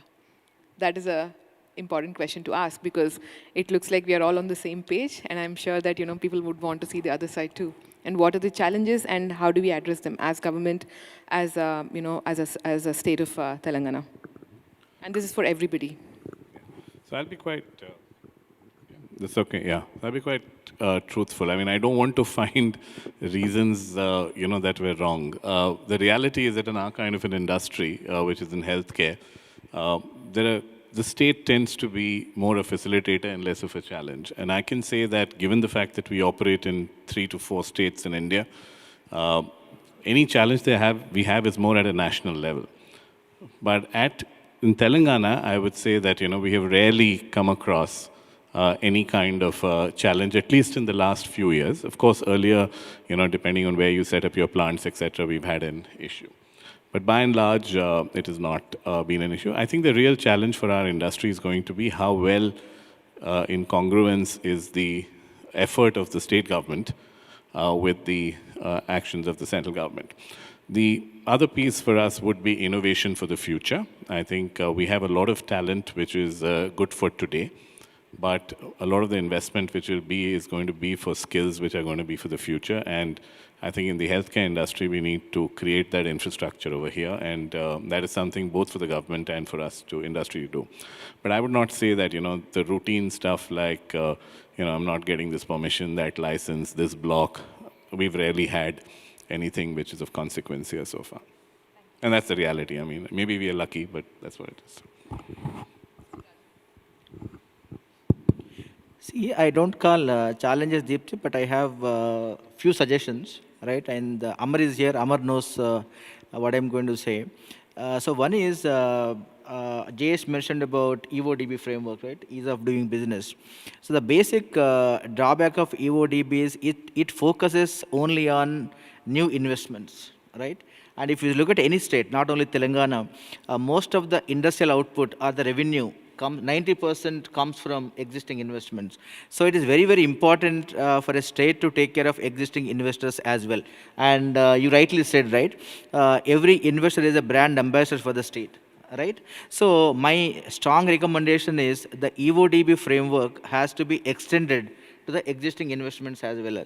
Meaning, for example, I gave that example, right? When I had a problem, today I call Jayesh or I call GHMC or I call the minister and they respond. But I think there has to be a systematic approach. There has to be a system where I can raise the issue, and the way, as part of the TS IPAS framework, I think 15 days is the maximum period where you approve. Otherwise, it is deemed approved, right? And there has to be an accountability. When I raise an issue, how many days the government is going to solve the problem, right? So there has to be some accountability as well as ownership. So that is one. And as Sumit rightly mentioned, since 2014, I never had to worry about the power, right? So that is a good thing. But again, my strong recommendation is the state has to come with a policy towards how can industry procure the renewable energy or renewable power toward the sustainability goals, because today one of the focus areas, whether for the government or for the industry, is the sustainability. So there has to be a mechanism for the industry to procure RE. Of course, we are ready to pay a premium. So that is two suggestions for Telangana government. And with the French government's permission, I have some suggestions. So if you are really serious about the French-Indian collaboration, we need Air France to Hyderabad. Or any European airline, Hyderabad, either Lufthansa or KLM or Air France, whatever. Okay, that is one request from our side. Air France operates to cities like, I think, Mumbai and Delhi. At least those can be extended to Hyderabad, if not every day, at least 2 days in a week. So that is my first request. And of course, I don't ask for French embassy in Hyderabad, but French government should have some office in Hyderabad, which will make visas easier. So I've been a frequent traveler to France for the last 15 years. So these are my suggestions for enriching bilateral trade between French government and Hyderabad. Thank you. Frankly, for our industry, we have not faced any kind of challenges from the government, and I would say that we are relatively quite a mid-sized company, and on day-to-day basis, we hardly interact with government, which itself is very good. I mean, if you can run your operations without any government intervention, that itself is very good. We have different experience in different states where we have smaller sales offices, and there were a lot of intervention and a lot of troubles we face on regular basis, which is not at all there here, which itself is something very, very good. And probably one thing which I think it's not really related to our industry. In general, a kind of living condition, I would like to say that probably if we can monitor the air quality, which is in Hyderabad is really getting worse and worse. The suspended particle in air is becoming a kind of a issue to address for government of Telangana in the future. Thank you. For the metro, I feel in Hyderabad absolutely there is no issue, but propagation of the either local private operator or the foreign operator, there are some issues related with the GST. For example, metro operation is, there is no GST on the metro operation. And in our country, you will find most of the operation is in the hands of the government. It is Hyderabad, and one was in the Mumbai metro. Again, it was operated by the French company. If operation and maintenance is outsourced to any company, whether it is foreign or local, there is 18% GST. So that becomes a additional expenditure on the client or the owner of the metro system, whether it is government or L&T here. So though we bring a lot of expertise, lot of reduction in the cost and all those things, it becomes very difficult to compete with 18% additional cost. So this has been during past discussed and at different levels. There are 2-3 suggestions, maybe if it can be reduced from 18 to 4%, or some other things like joint venture, etc. So it will be possible for the private operators to take up the expertise of the O&M to different states and different metros. So this is being discussed at different levels. This is one of the main problems. So far Telangana is concerned, we have absolutely no issue. We have day-to-day cooperation getting from the state, and we are operating with full strength and willing to serve the country. Thank you. Well, I will sort of pick up from where Mr. Rajana left.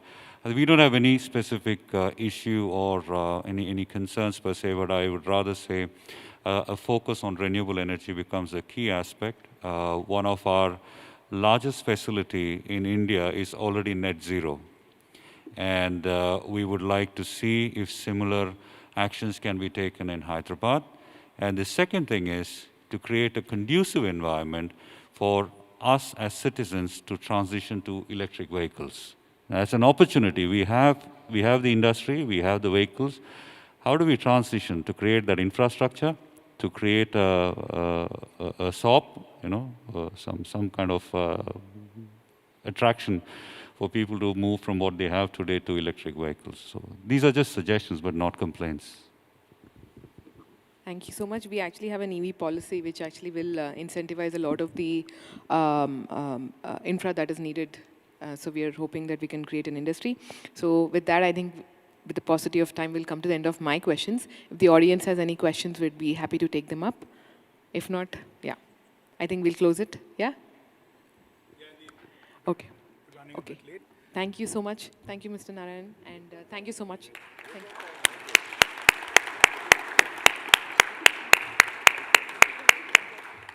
Thank you, Deepthi, all the panelists for this informative discussion. In the interest of time, we'll skip the Q&A round and we'll...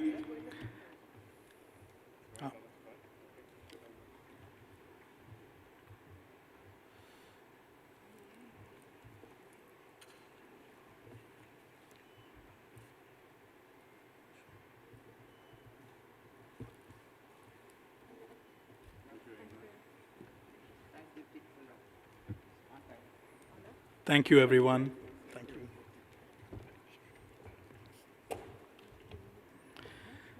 We now have a short address with an announcement by Mr. Rohan Kamath, Managing Director, Expat Partners India, who's also a member from the Bangalore chapter. Can we have a round of applause? Thank you.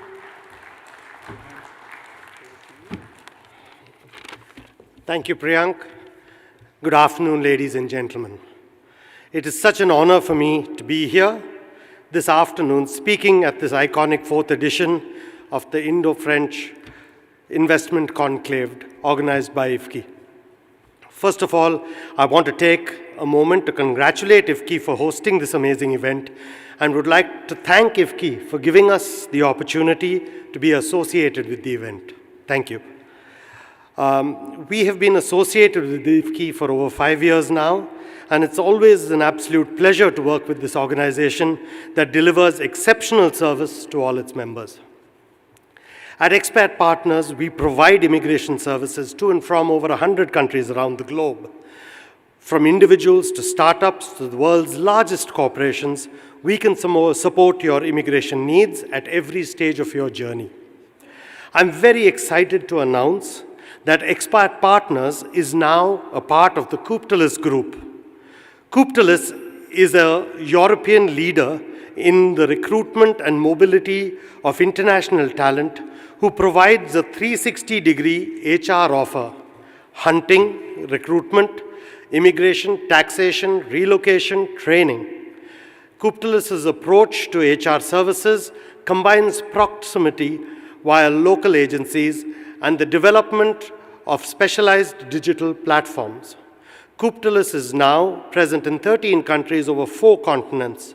More than 4,000 companies have already placed their trust in Cooptalis, and 30,000 talents have used the services to change their lives. Driven by the same sense of excellence in service, Expat Partners and Cooptalis will be able to serve clients and meet their needs in the complete management of their talents, particularly their recruitment challenges. Expat Partners' DNA will not change, and we will keep the proximity that is our strength while benefiting from Cooptalis's dimension and digital strength. We look forward to an amazing journey. Thank you very much, and I wish you all a wonderful evening. Thank you.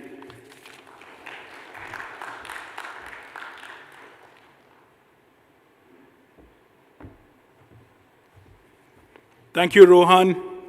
We'll now take a short 15-minute break for tea and coffee and request everyone to come back for the next powerful discussion with the leaders of defense and aerospace.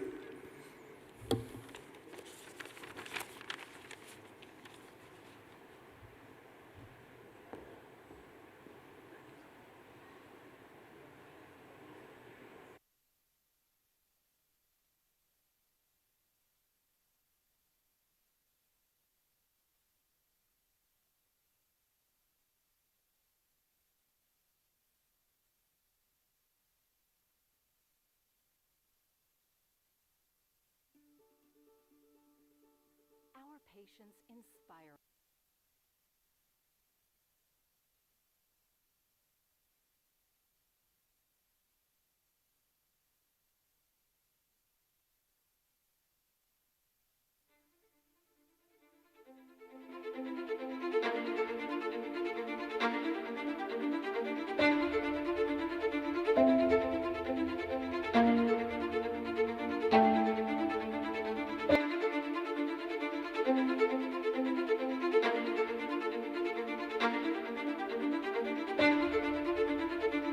The GMR Group is a world-renowned infrastructure developer with an excellent track record of creating mega infrastructure projects. An institution aimed at growth with perpetuity. GMR continues to build entrepreneurial organizations geared towards social and economic capital creation for the society. Set upon the cornerstones of 7 core values: humility, entrepreneurship, teamwork and relationships. deliver the promise, learning and inner excellence, social responsibility, and respect for individual.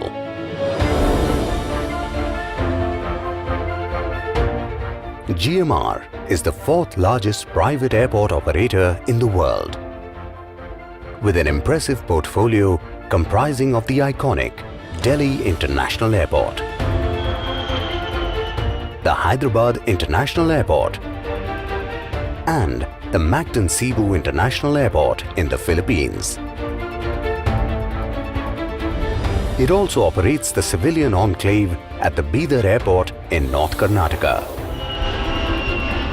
Airport projects under development include Greenfield Airport in Mopa, Goa, New Heraklion Crete International Airport in Greece, Greenfield Airport in Bhogapuram, Andhra Pradesh.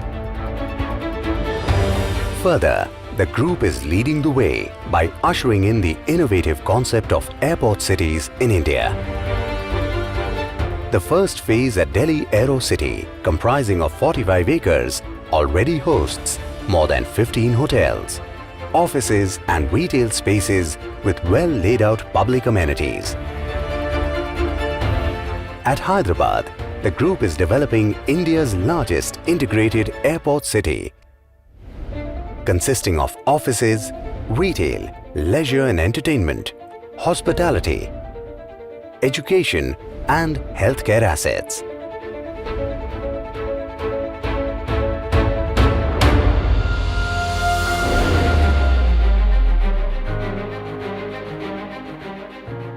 The group's energy business has a diversified portfolio comprising of 15 power generation projects with an installed capacity of over 3,200 megawatt.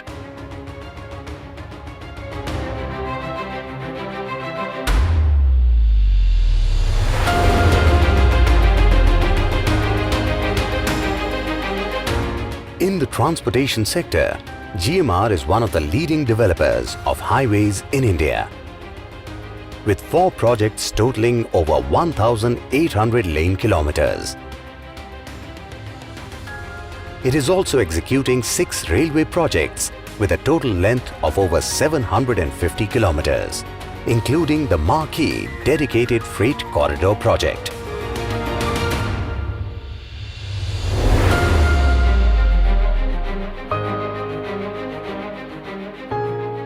GMR Varalakshmi Foundation, the CSR arm of the GMR Group, works towards upgrading social infrastructure and enhancing the quality of life of communities around locations where the group has a presence.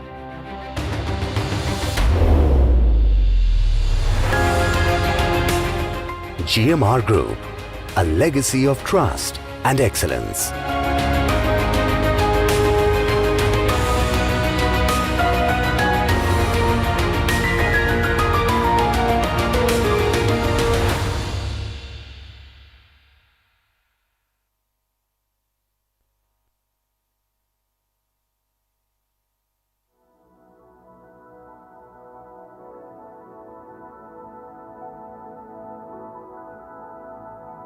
For 150 years, man has been mixing science and creativity, industry and emotion, while maintaining its status as a family-owned company.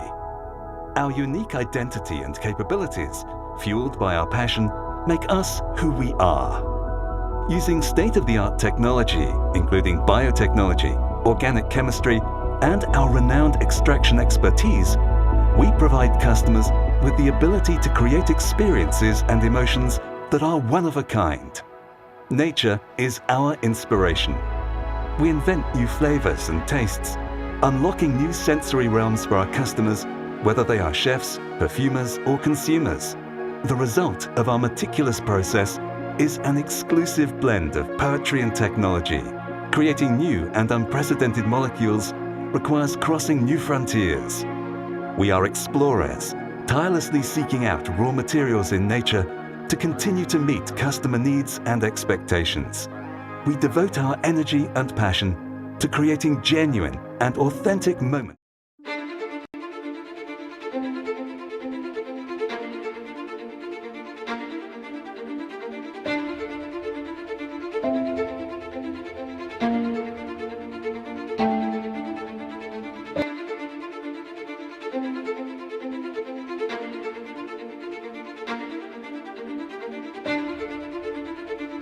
The GMR Group is a world-renowned infrastructure developer with an excellent track record of creating mega infrastructure projects. An institution aimed at growth with perpetuity.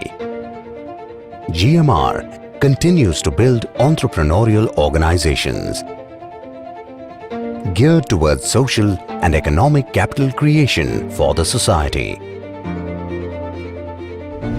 Set upon the cornerstones of 7 core values: humility, entrepreneurship, teamwork and relationships, deliver the promise, learning and inner excellence, social responsibility, and respect for individual.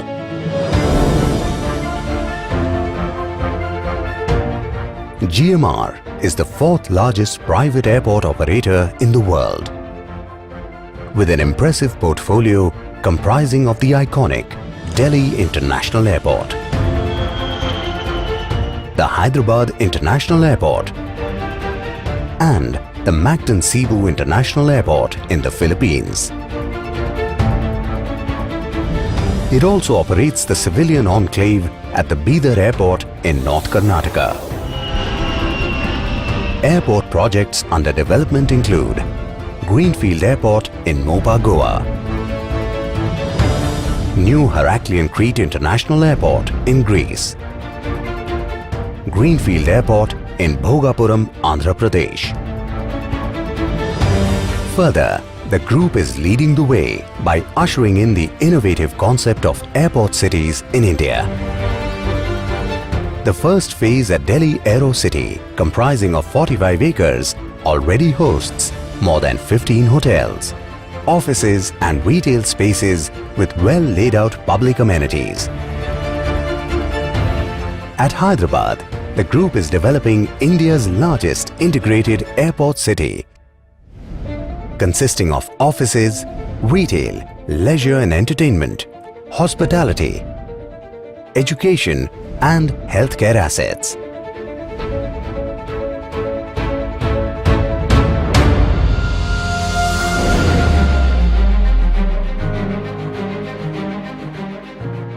The group's energy business has a diversified portfolio comprising of 15 power generation projects with an installed capacity of over 3,200 megawatt.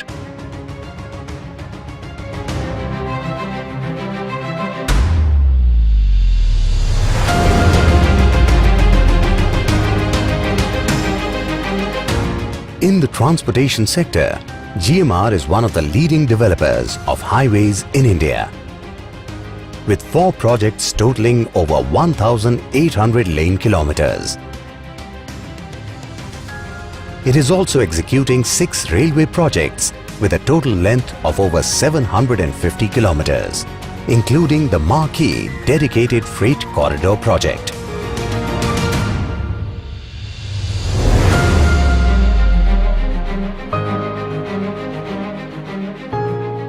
GMR Varalakshmi Foundation, the CSR arm of the GMR Group, works towards upgrading social infrastructure and enhancing the quality of life of communities around locations where the group has a presence.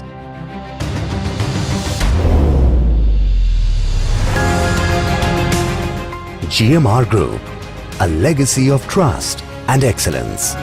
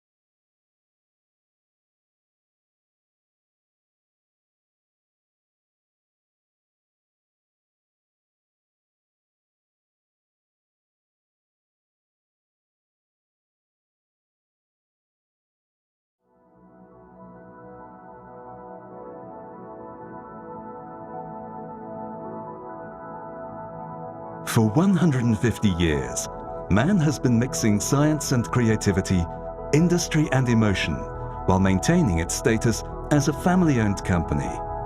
Our unique identity and capabilities, fueled by our passion, make us who we are. Using state-of-the-art technology, including biotechnology, organic chemistry, and our renowned extraction expertise, we provide customers with the ability to create experiences and emotions that are one of a kind. Nature is our inspiration. We invent new flavors and tastes, unlocking new sensory realms for our customers, whether they are chefs, perfumers, or consumers. The result of our meticulous process is an exclusive blend of poetry and technology. Creating new and unprecedented molecules requires crossing new frontiers. We are explorers, tirelessly seeking out raw materials in nature to continue to meet customer needs and expectations. We devote our energy and passion to creating genuine and authentic moments of enjoyment. Innovation by essence for 150 years.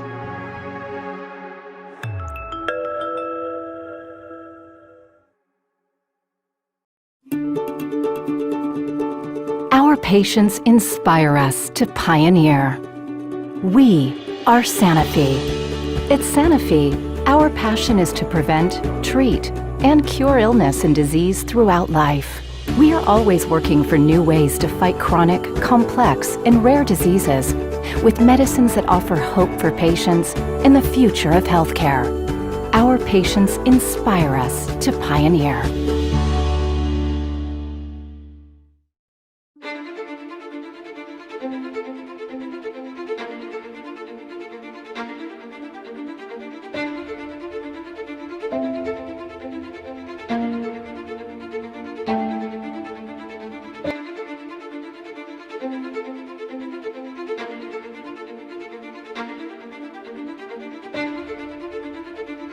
The GMR Group is a world-renowned infrastructure developer with an excellent track record of creating mega infrastructure projects.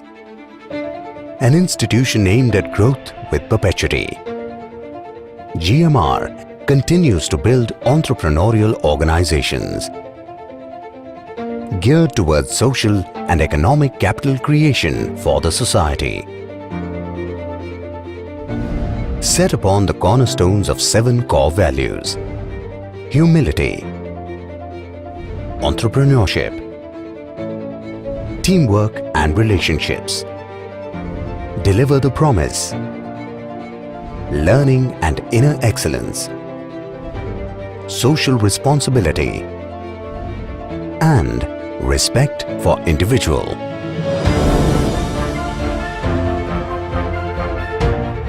GMR is the 4th largest private airport operator in the world, with an impressive portfolio comprising of the iconic Delhi International Airport, the Hyderabad International Airport, and the Mactan Cebu International Airport in the Philippines. It also operates the civilian enclave at the Bidar Airport in North Karnataka. Airport projects under development include Greenfield Airport in Mopa, Goa, New Heraklion Crete International Airport in Greece, Greenfield Airport in Bhogapuram, Andhra Pradesh. Further, the group is leading the way by ushering in the innovative concept of airport cities in India. The first phase at Delhi Aero City, comprising of 45 acres, already hosts more than 15 hotels, offices and retail spaces with well laid out public amenities. At Hyderabad, the group is developing India's largest integrated airport city, consisting of offices, retail, leisure and entertainment, hospitality, education and healthcare assets.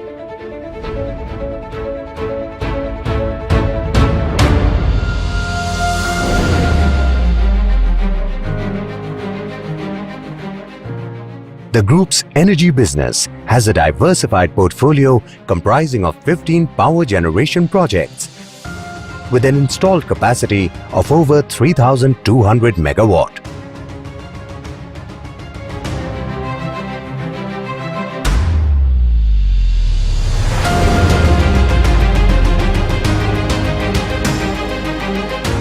In the transportation sector, GMR is one of the leading developers of highways in India, with 4 projects totaling over 1,800 lane kilometers.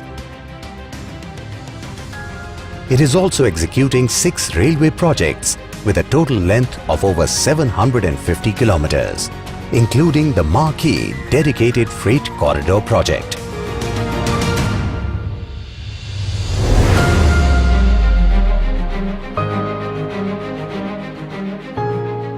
GMR Varalakshmi Foundation, the CSR arm of the GMR Group, works towards upgrading social infrastructure and enhancing the quality of life of communities around locations where the group has a presence.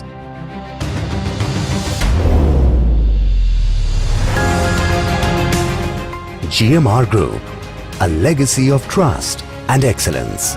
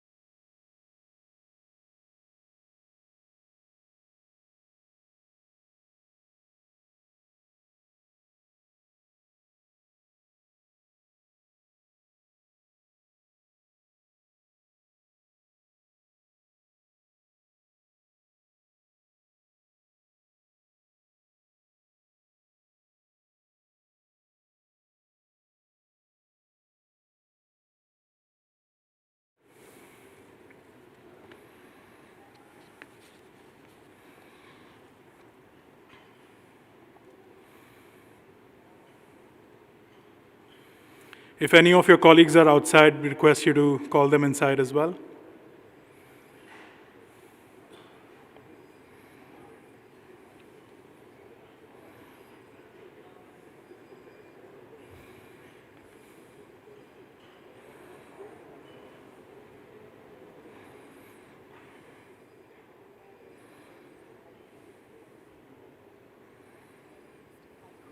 Complex and rare diseases with medicines that offer hope for Keep this in.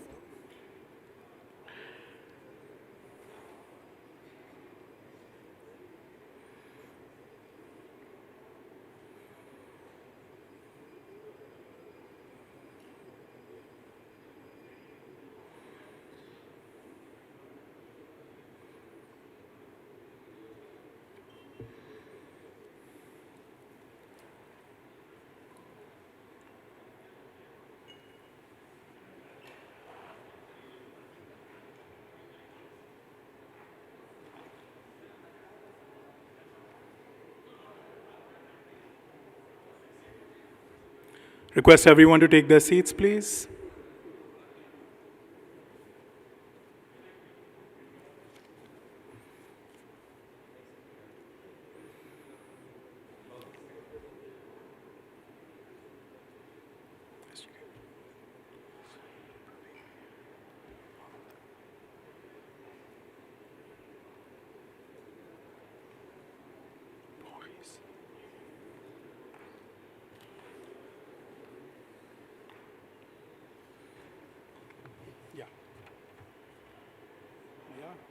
I need 2 more speakers here.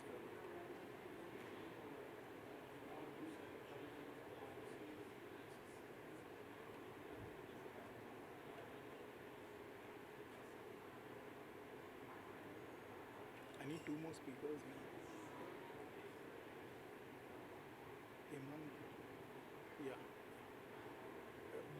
How is this name?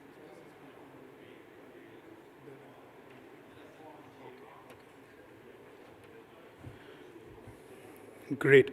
Request everyone to take their seats, please.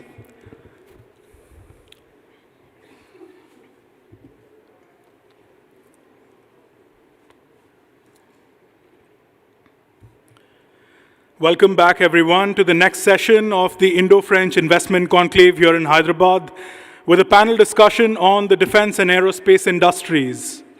I'd like to welcome the moderator to this panel, Mr. Venkataramana Mantha, CEO of Expleo Technologies India. Can we have a round of applause, please? Thank you. Welcome, Mr. Mantha. This panel will shed light on the growing defense and aerospace focus in Telangana, the ease of doing business for the sector, policies, challenges, if any, and opportunities. I'd like to welcome the panelists for this discussion, starting with Mr. S.G.K. Kishore, Executive Director and Chief Innovation Officer at GMR Airports. Can we have a round of applause, please? Welcome, Mr. Kishore. I'd like to welcome now Mr. Gerard Inizan, Managing Director at Safran Aircraft Engines India. Mr. Praveen P.A., Director, Defense and Aerospace and BFSI from the Government of Telangana. Welcome, Praveen. Mr. Hemant DP, CEO of Asia Pacific Flight Training Academy. He's right at the back.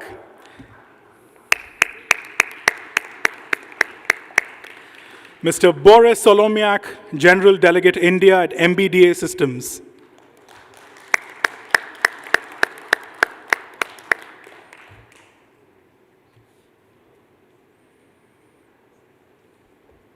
Welcome.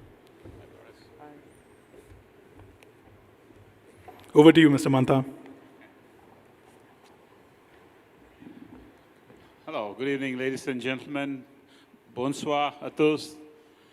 Bienvenue to this conference, IFCCI, 4th edition, as Priyank said. Prestigious event. Every year we were assembling in person. I think last year we had a break. We couldn't meet all you guys in person. But I think it's a fantastic feeling that we got back now.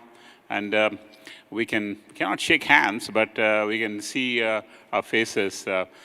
That's fantastic.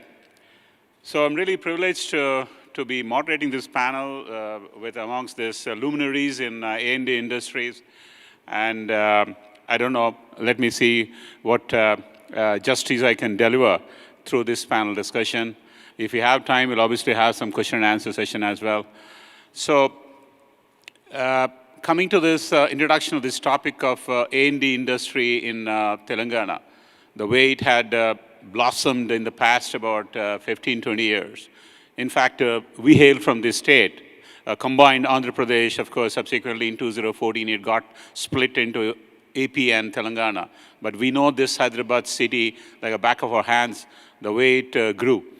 So when we done maybe our engineering call, like engineering or something about 25, 30 years back, if you look back, Hyderabad used to have 3 Air Force institutes called Dindigul, Begumpet, and Hakimpet, and 1 Begumpet airport. Nothing else in the aviation. So obviously, Bangalore used to take the complete laurels in terms of being declared the aerospace hub and whatnot, AD, ADA, HAL, you name it, all the major aerospace companies used to focus only in Bangalore. And then Hyderabad was just considered as only IT capital. But I think thanks to the government or thanks to the policy changes in the past 15 years, as I said, the amount of momentum the Telangana government or Telangana state had garnered is just unprecedented. So if you talk about any of the major A&Ds, I have some statistics like in terms is declared as the #1 state in complete A&D growth, and it has about 25 large A&D companies, you name it, the Boeing or the Safran or MBDA, you name it, any A&D company. It has 1,000 plus micro, small, medium enterprises operating in Telangana as on date. It has many major aerospace parks. Today morning we had privilege to be with one of the not Devanahalli, I'm biased towards Bangalore, near GMR Aerospace Park. We have been to Safran facility, and I was told similarly, one you're getting in Ibrahimpatnam, and another 2 more aerospace parks. So you can see the amount of concentration or focus which A&D or the Telangana government is giving to the A&D industry. In addition, of course, I can just go on and on. You know, if you go to Adipatla, you see the TLML, Lockheed Martin facility, or Sikorsky S-92 cabins being integrated, or Boeing's TBL, Tata Boeing Aerostructures Limited, where Chinook helicopters, fuselages, I think 100 of them have been assembled. There was a big event about a couple of months back. And similarly, today I went to Safran. They just look like any world-class A&D facilities. I mean, I've been to Everett in Boeing with Martinias, Bordeaux, you name it, multiple places we have seen. It is just a replication of what you see as an A&D industry across the world. You'll see similar kind of manufacturing and integration or assembly unit in India, and that too in Hyderabad. So I think it's an enormous achievement for the state of Telangana. I think we all need to congratulate for the government, for their policies, etc. I think we have a representative today amongst our panel. So we'll keep talking about it. So let's get into the actual panel. So let me start. Obviously, government rules the roost, right? You got to give always priority to the government. Otherwise, we'll not exist. So starting with Praveen.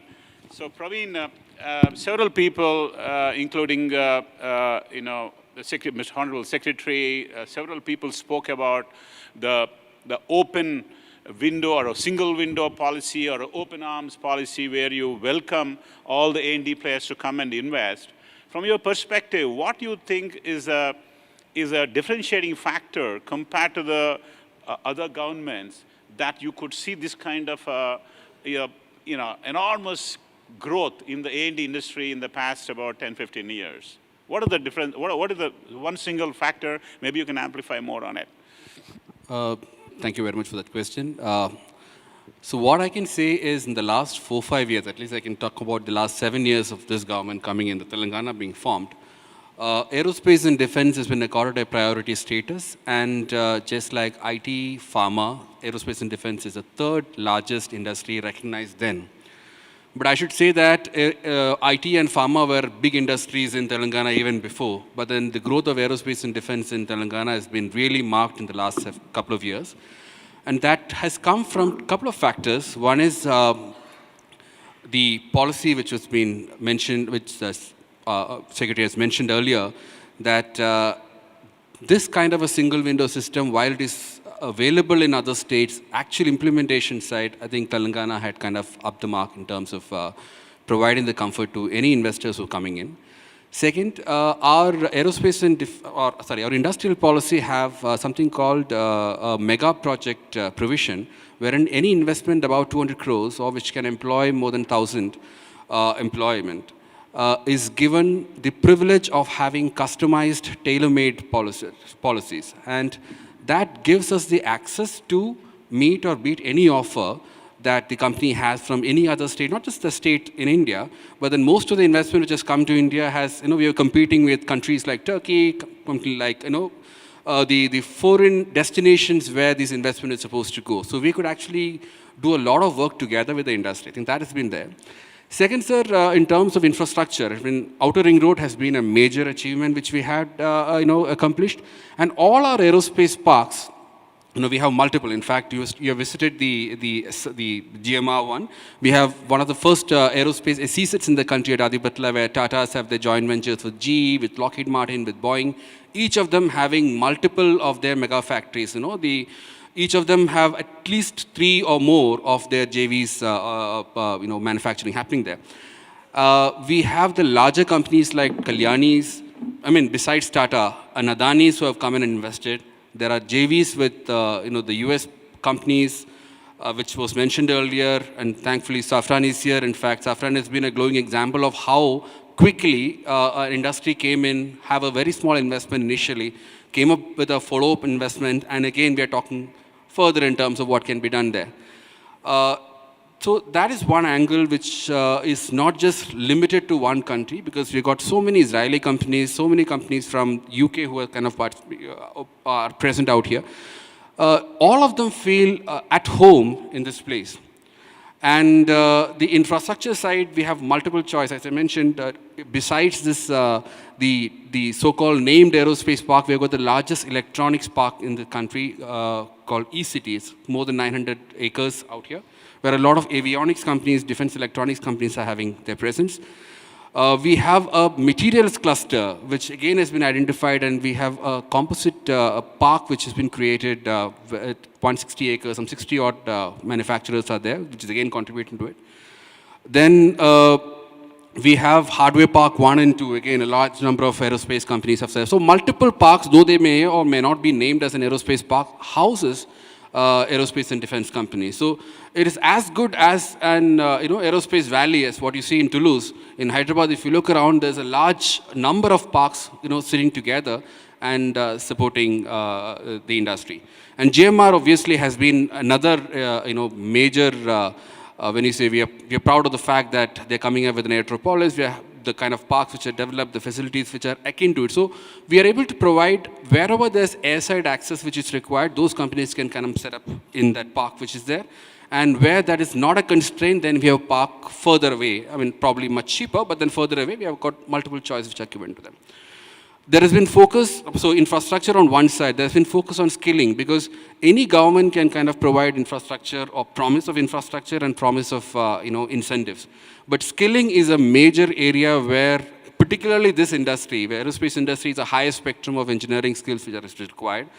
And it is not very easy to replicate that kind of a base.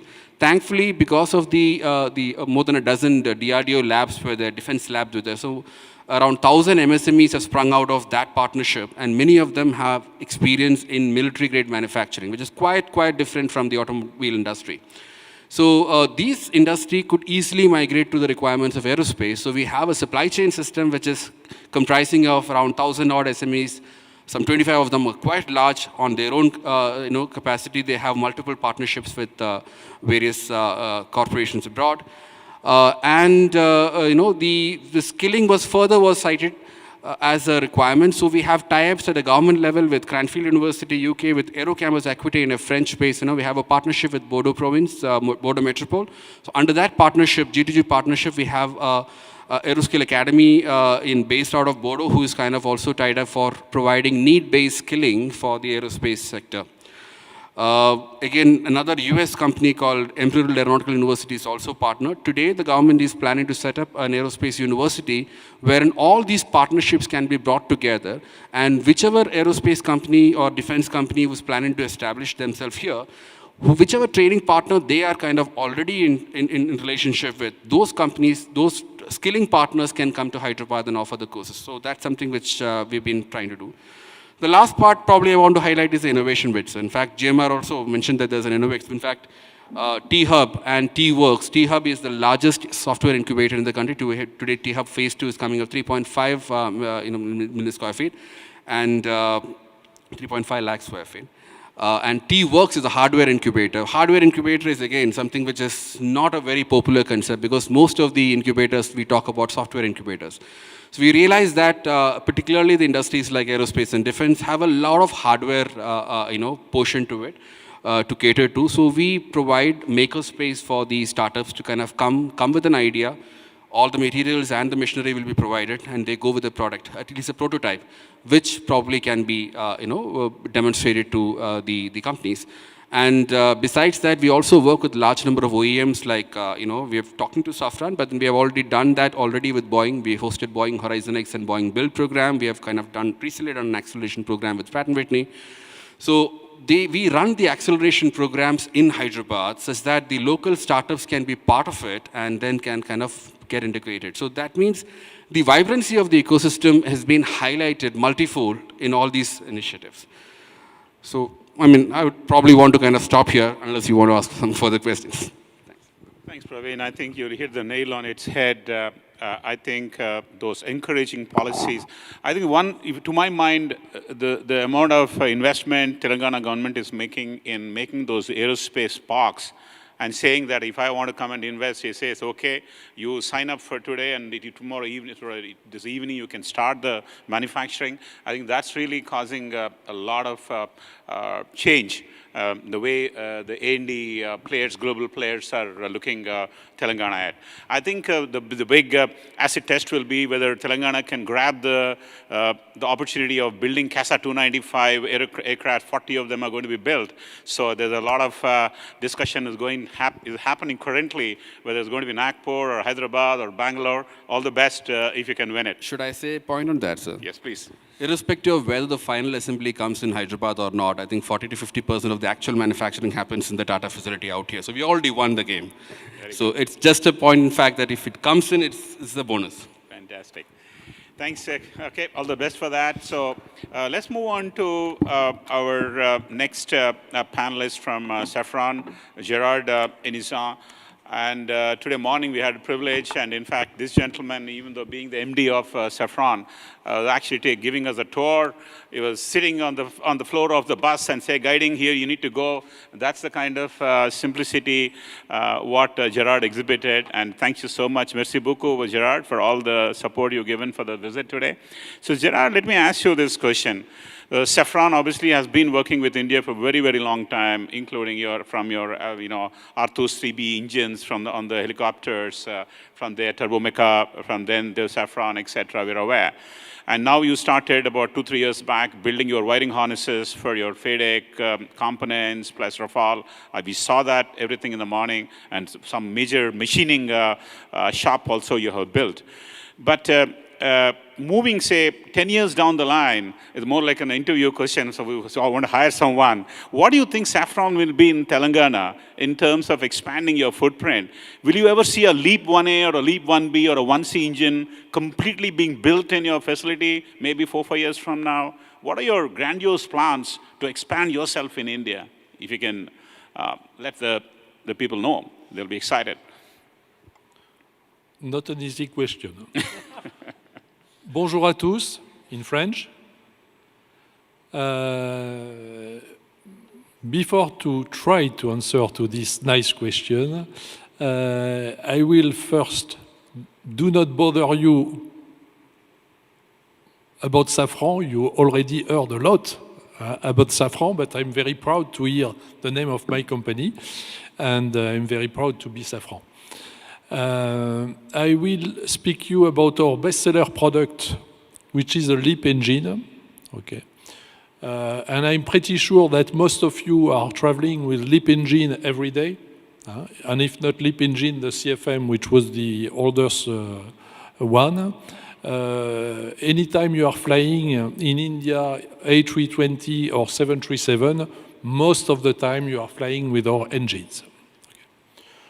So we are facing a big, so before to move forward, I need to say thank you to Telangana government for the very professional support, and as well thank you to GMR, which is making our construction of our building in SEZ Airport. So we are very happy to have this support, and it's very necessary to start a new plant to be supported locally. So, then back of our product, the LEAP engine, we are facing a very big demand because this is a bestseller for us, but this is a worldwide bestseller, in fact, in terms of engine. We are facing a very deep and difficult ramp-up, okay, the second one, okay, and because in between we have some crisis with the 737 and the COVID, we faces all of us. And today, in 2023, we will be at the level of the pre-COVID period.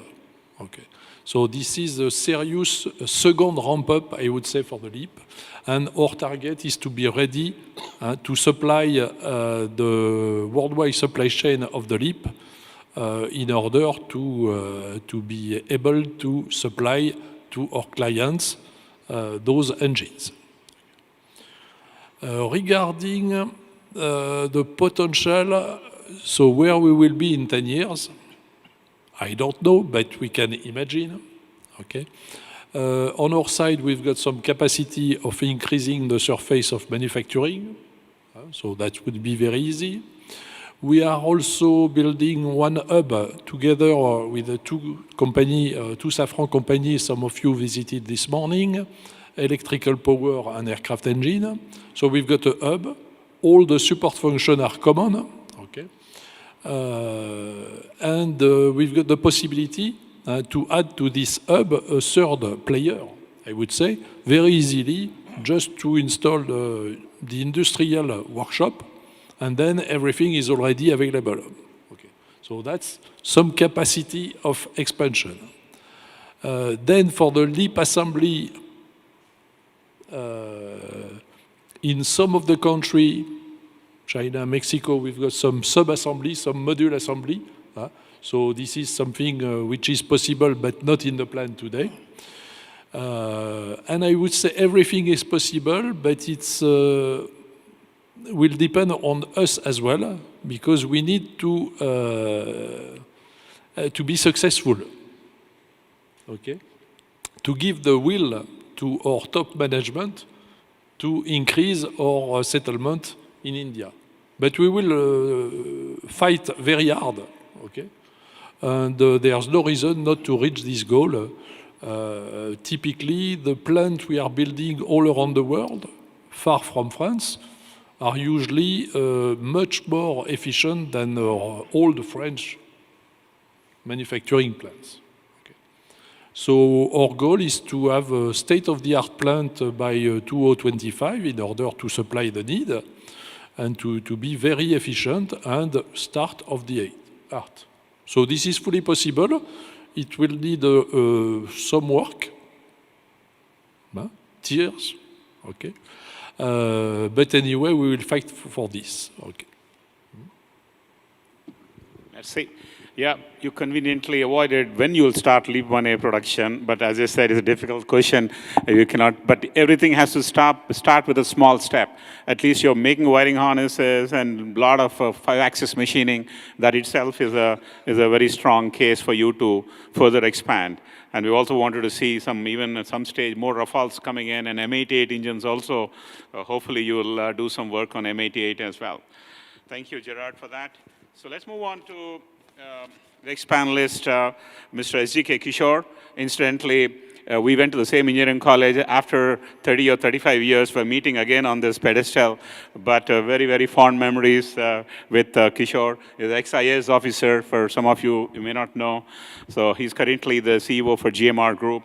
Hey, Kishore, what do you think GMR Aerospace, obviously if I land in the Hyderabad airport every time, I think is one of the, like a Los Angeles or a SFO airport, is really world-class. class. And similarly, you made a T3 also, fantastic work.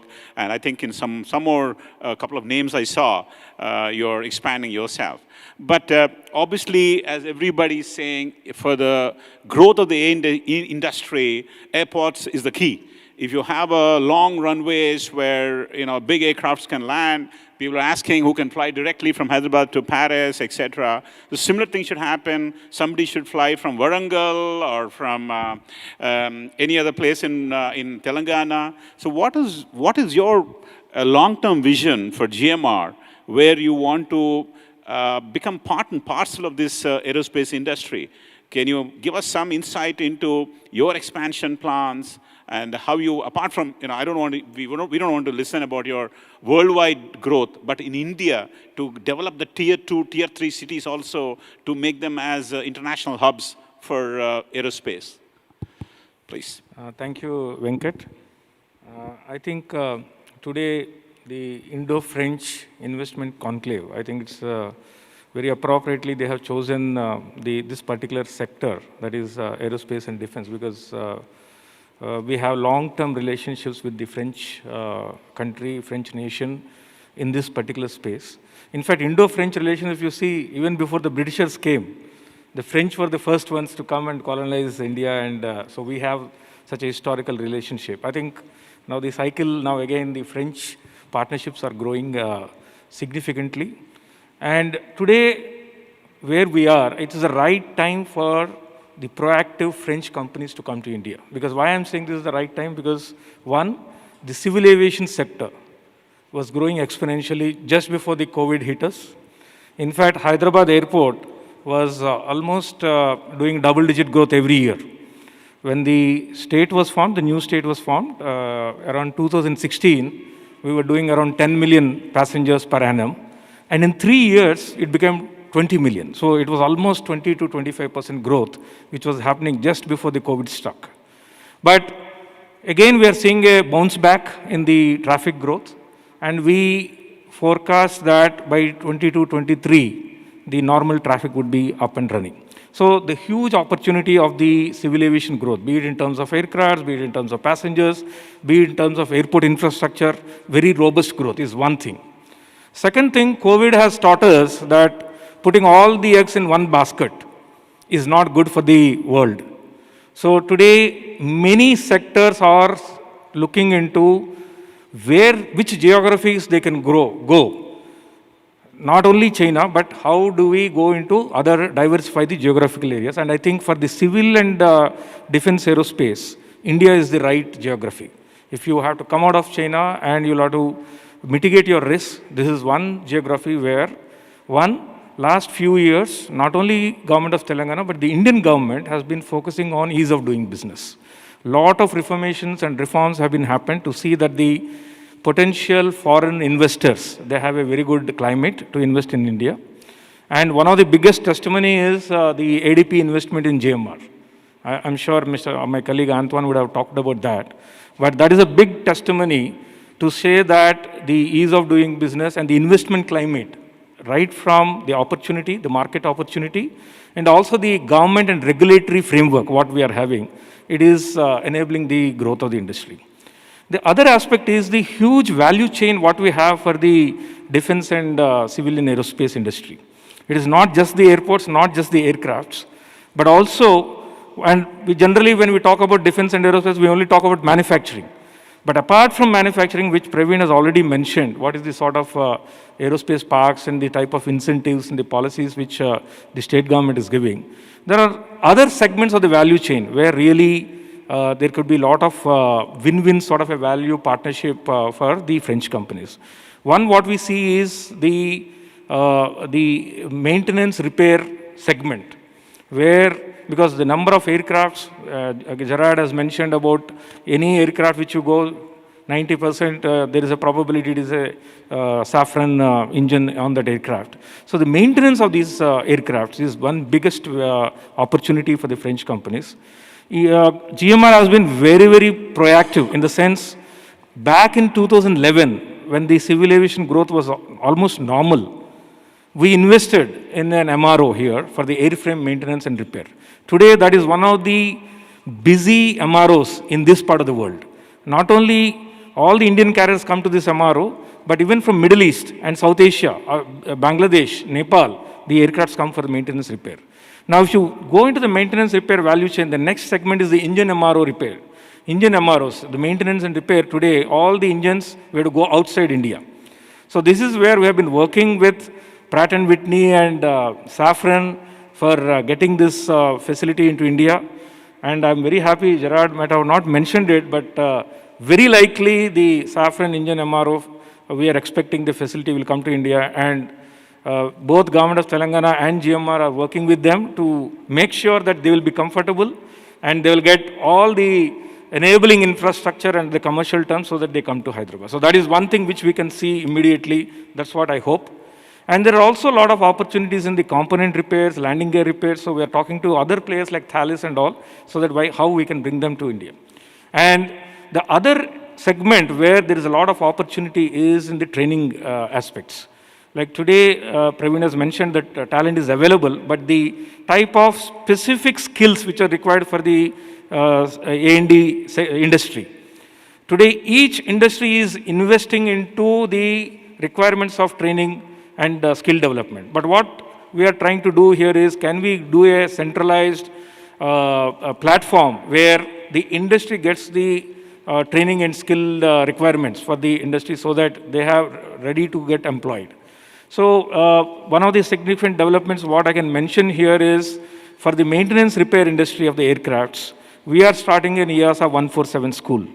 And we are talking to players like Airbus to be our knowledge partners there. So that will be another thing, maybe next 1 or 2 years, you will have a world-class AME training center, which is EASA certified and FAA certified. That is what we are planning. So that is another pipeline for talent. The other segment which I want to mention, where there are a lot of opportunities, is the sustainability aspects of the civil and defense aerospace. Today, all the airlines and the airports have taken a decision that by 2050, we'll be carbon neutral, zero carbon and reducing the greenhouse emissions. And there is a lot of opportunities for innovation and research in that segment. Like our partner ADP, they are working with Airbus to see how hydrogen-based and bringing down the carbon emissions.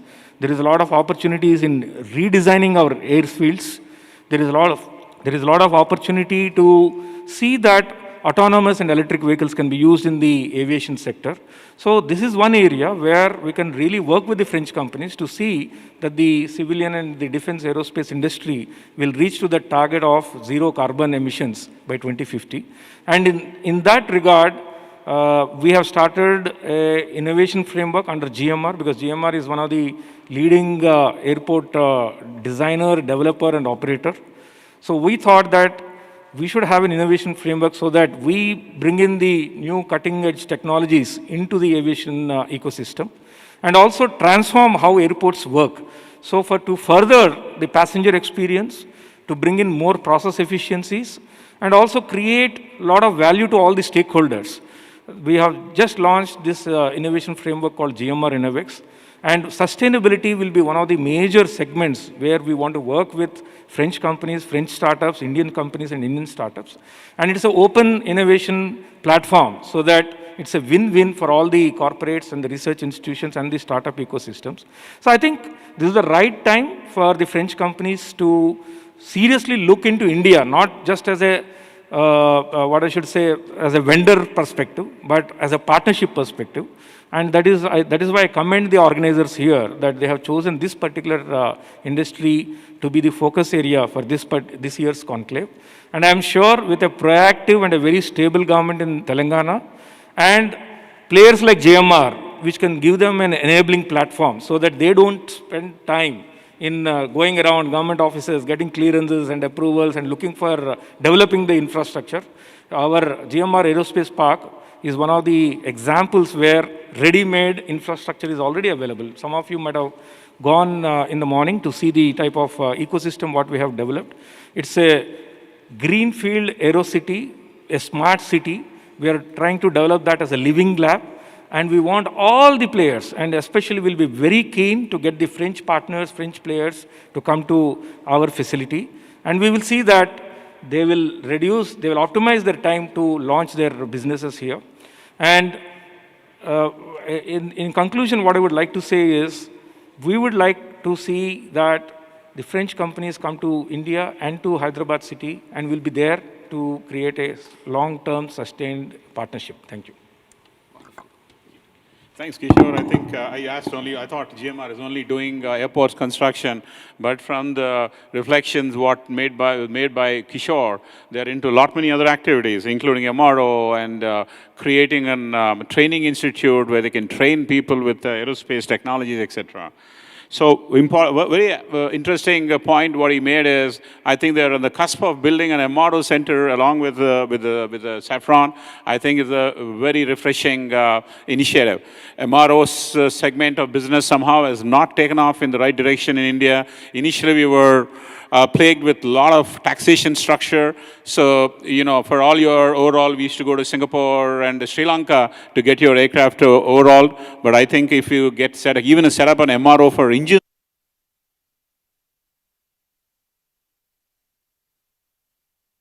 to next panelist, Boris Solomaya.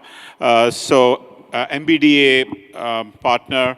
So I know, Boris, you've been once again in India for several years, right from 1970 onwards.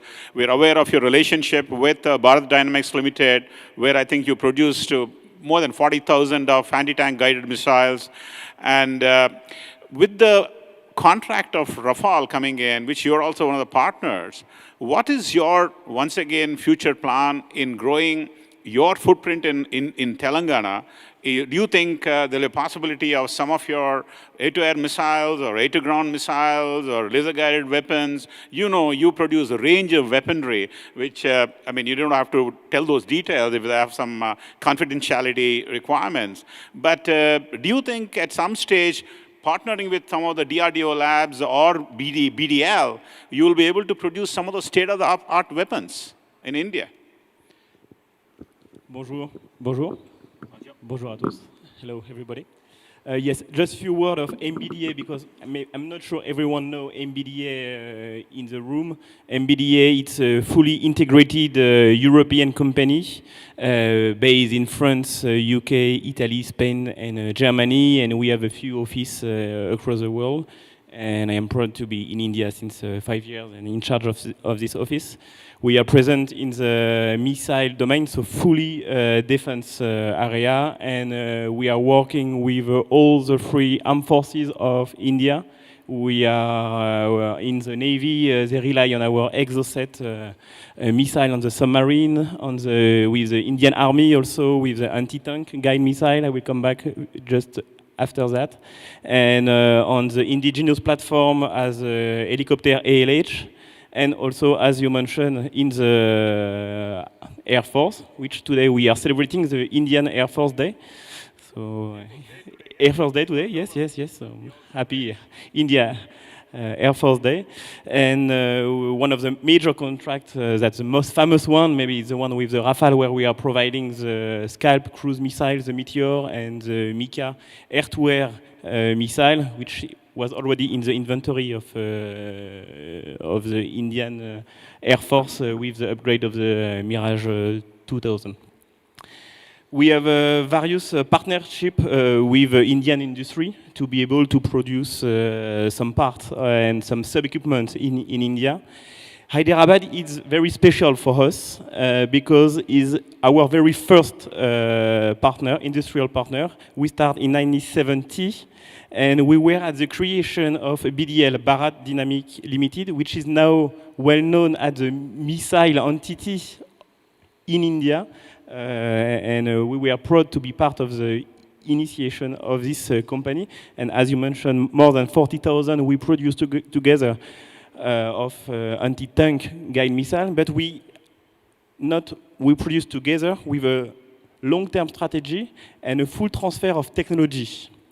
And we start slowly, but we transfer most of the technology, and we are still in discussion to transfer more of the technology still on the Milan, on the first Milan, but also on the other evolution. We transfer the evolution of, we already developed Milan 2, Milan 2T, and we are still on discussion with BDL to expand that. To go further on that, we also signed 2 MOU before COVID for 2 final assembly and integration line with BDL. One was concluding a contract a few weeks ago, and we hope to finalize another one before the year end. I cannot say more right now, but we are hoping to be able to have this capacity of the final assembly line, which could be kind of unique for MBDA to have that outside India, and it could help for the production of additional quantities, and also for MRO, because MRO, as it was mentioned previously, it's also a very important topic in the defense area, which we need to avoid to send back the product to France and come back. So we are starting to develop an ecosystem in India to be able to reduce this transport. We like the transport, we like, of course, the airport, but if we can reduce the long time transport from Europe, and we think it's one of the good strategy to have these facilities, to develop the MRO facilities with BDL. I speak a lot with BDL because it's our main partner in Hyderabad, but also, if you may, I want to speak about other company, because since 5 or 10 years we saw other French company in the defense and aerospace, small SMEs or bigger SMEs coming to Hyderabad, and I want to mention today ASB, which is a thermal battery company who moved to Hyderabad, and they are doing really a great job. And also another company which is called Nukon Aerospace from the group Ametra, who have been implemented in Hyderabad. And this is really a good and a positive message for OEM as us to be in an area where we can have all this ecosystem. And we are always ready to study additional Indian offset partners and other alliances to go further on that, because MBDA as India's long-term strategic partner, and we are here for a very long time. Thank you. Thanks so much, Boris. I think, yeah, you're right. MBDA is rapidly expanding. For ladies and gentlemen, MBDA is really a world-class weapon manufacturer, and almost all the weapons of Rafale aircraft are produced by MBDA. So, in fact, I've operated some of their weapon systems, and they're fantastic. So, next, last but not the least, very, very important person, we have Hemant, who heads the Asia Pacific Flight Training Institute. You know, at least about till 4 or 5 years back, many of our kids who could not, who has aspiration to become pilots, commercial pilots, we had no choice except to send them to Philippines, to South Africa, to US, everywhere across the world, spending the money through our nose. But I think I now hear that his institute churns out PPLs and CPLs, and obviously with a little bit of a more MCF, they can fly Airbuses and Boeings.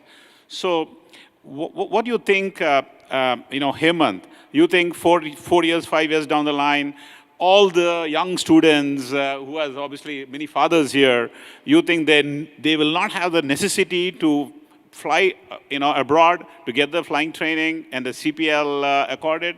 You will definitely ensure that all the demand requirements will be fulfilled by your training institute. What do you think is the scope for this training institutes, or the flying training institutes?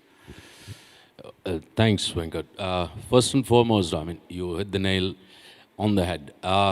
India currently has about 700 airplanes, and we are now the 7th largest aviation market in the world as per IATA and Boeing and Airbus. We are expected to be the 3rd largest aviation market by 24-25, plus minus COVID 1 year. So we are supposed to go from 700 airplanes to close to around 1,700 to 2,000 airplanes by this decade's end. And the delivery will start, it had stopped for a year, it will start. Now, most folks don't know that each aeroplane requires about 14 pilots to operate. From 06 in the morning to 23 in the night, different shifts, you're expected to fly only a certain number of hours a day, a week, month. So we would require, the mathematics says, and the Civil Aviation Minister said in Rajya Sabha in September 20, that we need 9,488 pilots, to be precise, by 24-25. If you look at that, that's about approximately 2,000 pilots a year. Now, before COVID, we had situation where some major airlines used to cancel up to 30-35 flights a day due to shortage of pilots. Now, 35 pilots a day for an airline like Indigo is approximately 1,000 crores a year. That's about $150 million of loss. And that happened because of shortage of pilots.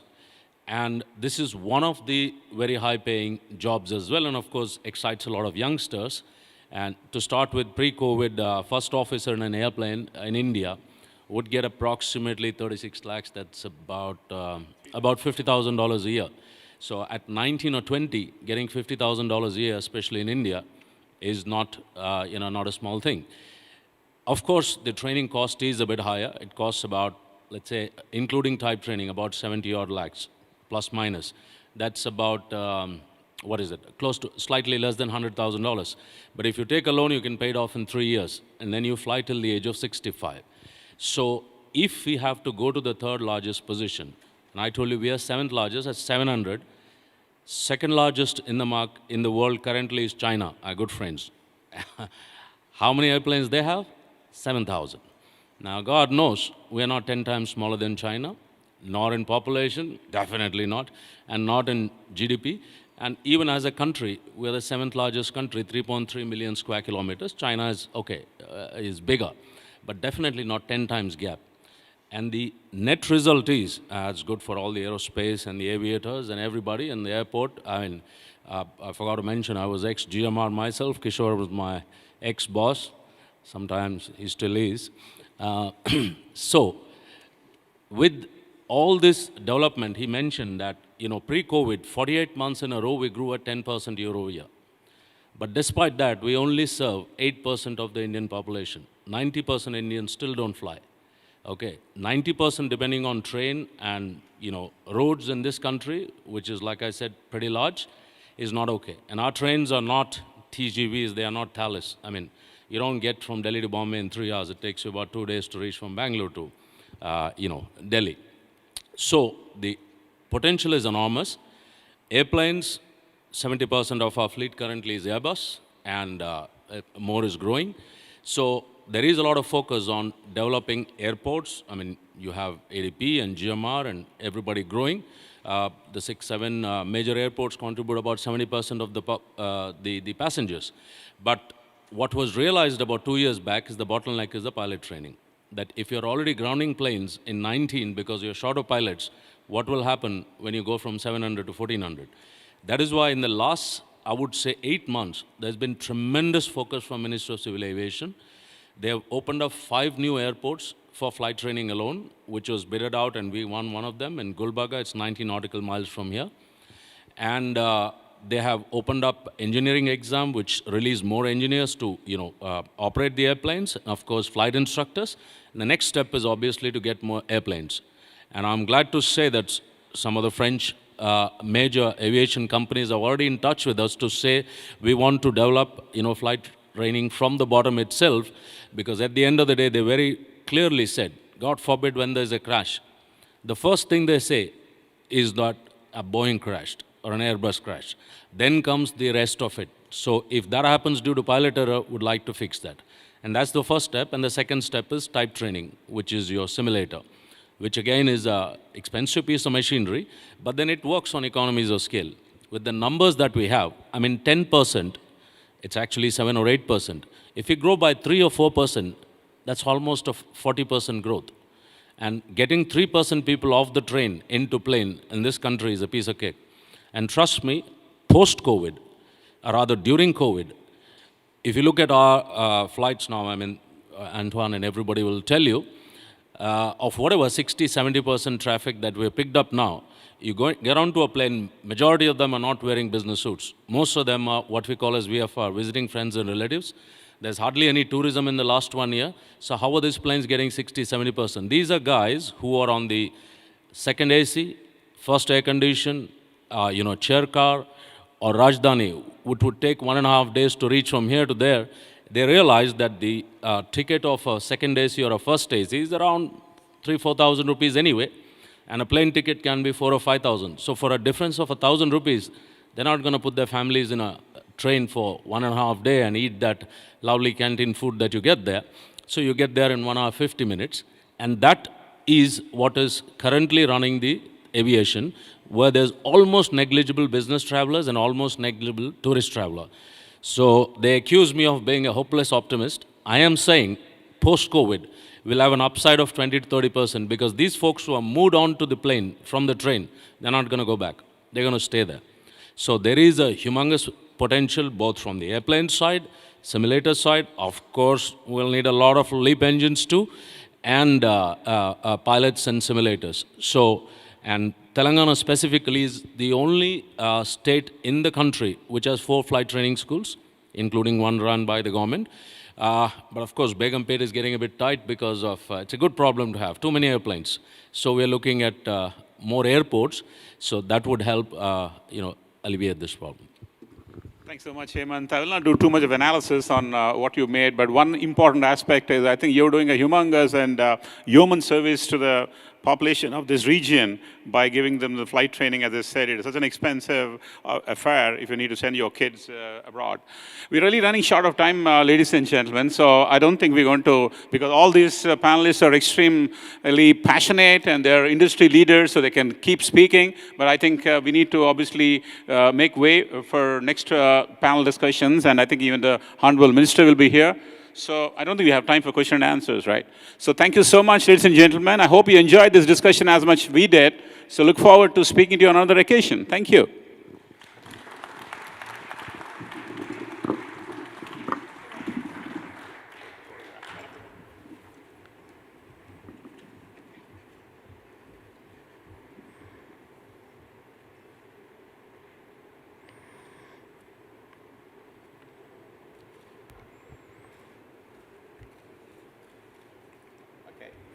Thank you, Mr. Manta. Thank you to all the panelists as well.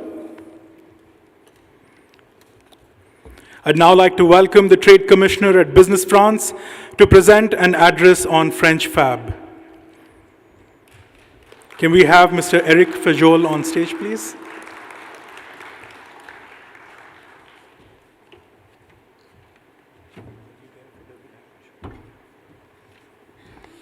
Okay, good evening, everyone. I'm the head of Business France. Business France is a trade commission of France in India. We are based in Delhi, Mumbai, Bangalore, and Chennai, and I understood we should also be present soon in Hyderabad. Thank you, IFCI, for the invitation to talk today about French Fab. What is French Fab? French Fab is a brand of the French industry.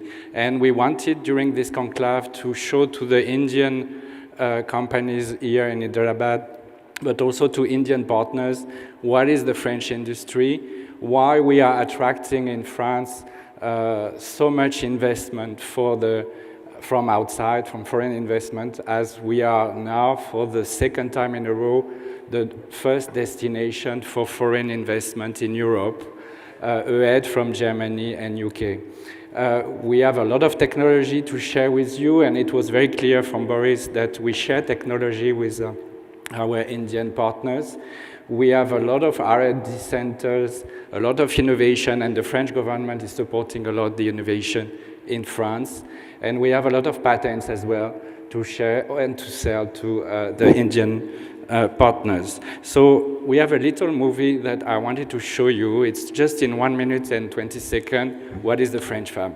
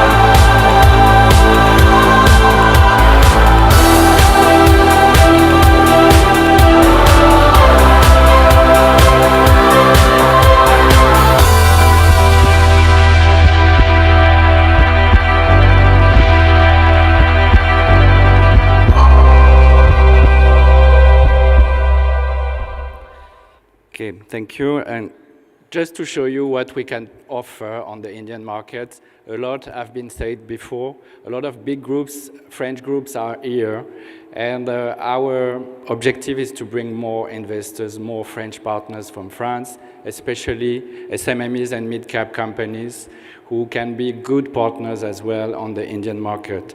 Why India? Because you are the second most attractive manufacturing country in the world, according to the last Global Manufacturing Risk Index of 2021.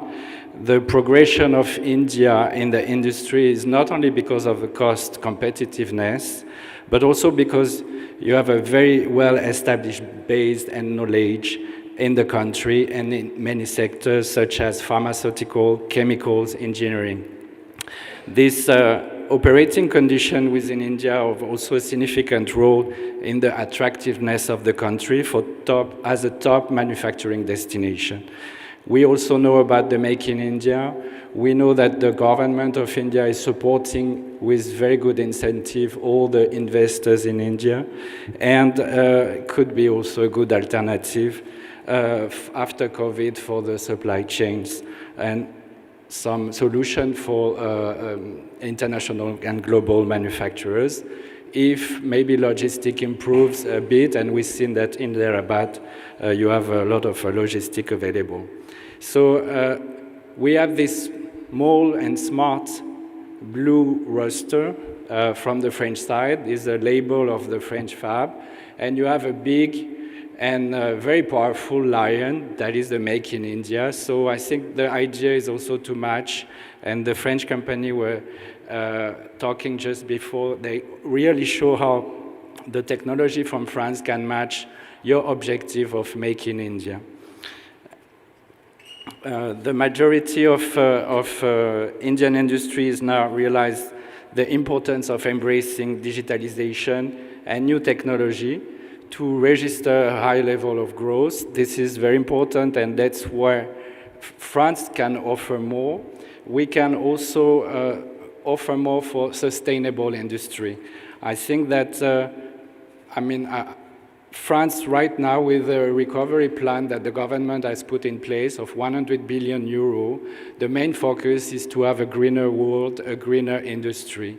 And we have solutions for that. France has a lot of expertise and technology for a sustainable industry. We have today one small French company who is very active in the water quality, and we heard about the quality of the water just before in Hyderabad, but we have solutions for better energy, better manufacturing, and a greener solution. This year is actually the year of the Indo-French Year of the Environment. Our Minister for Climate was visiting India at the beginning of the year, so we are very focused, and the French Development Bank, which is also here, is very focusing on this type of technologies and solution. So the main issue now in France is how we go for hydrogen. We have seen a lot of interest from big corporations from India about the hydrogen technologies from France. We are very open to share this technology with you as well, and I hope that there will be more investment in that sector also in India. So thank you for this opportunity to talk about our job. We will be very pleased to, as France came to Hyderabad and Telangana today, also to welcome you in France. Our borders are open. The fair trades in France are active again. So you can fly, you can have your visa very easily to go to France, just to come and see the technology we can offer and the connection we can do with smaller companies and mid-cap companies. And some partnership also. We would like to have some companies from Telangana investing in France. We have seen that cross-investment are very interesting also, to share technology on both sides and to share the advantage of both countries for making more business on the European market, but also on the Indian and Asian market. Thank you, and thank you, Ifki.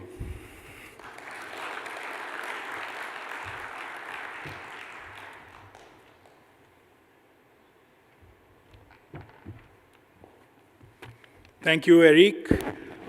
Moving on to the final session of the seminar with a fireside chat, I'd like to welcome the moderator, Mr. Matthew Juvela, Managing Partner, Wedge Consulting and India Country Director at CIC. On stage, please. Can we have a round of applause?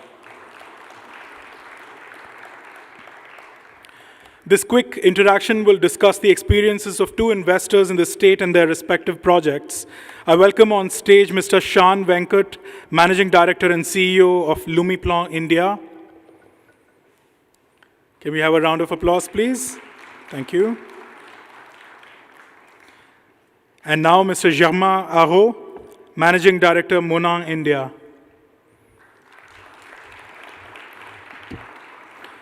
Since the minister is coming, we'd like to keep a hard stop in about 10 minutes.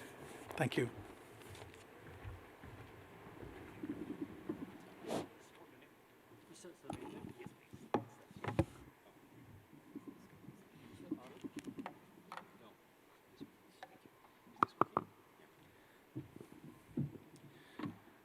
Okay, so I guess we should start quickly since we have little time. Happy to have this chat with you. I'll quickly introduce you. So we have Germain Aho, who's the Managing Director of Monan India since 2019, and he's currently based in Hyderabad.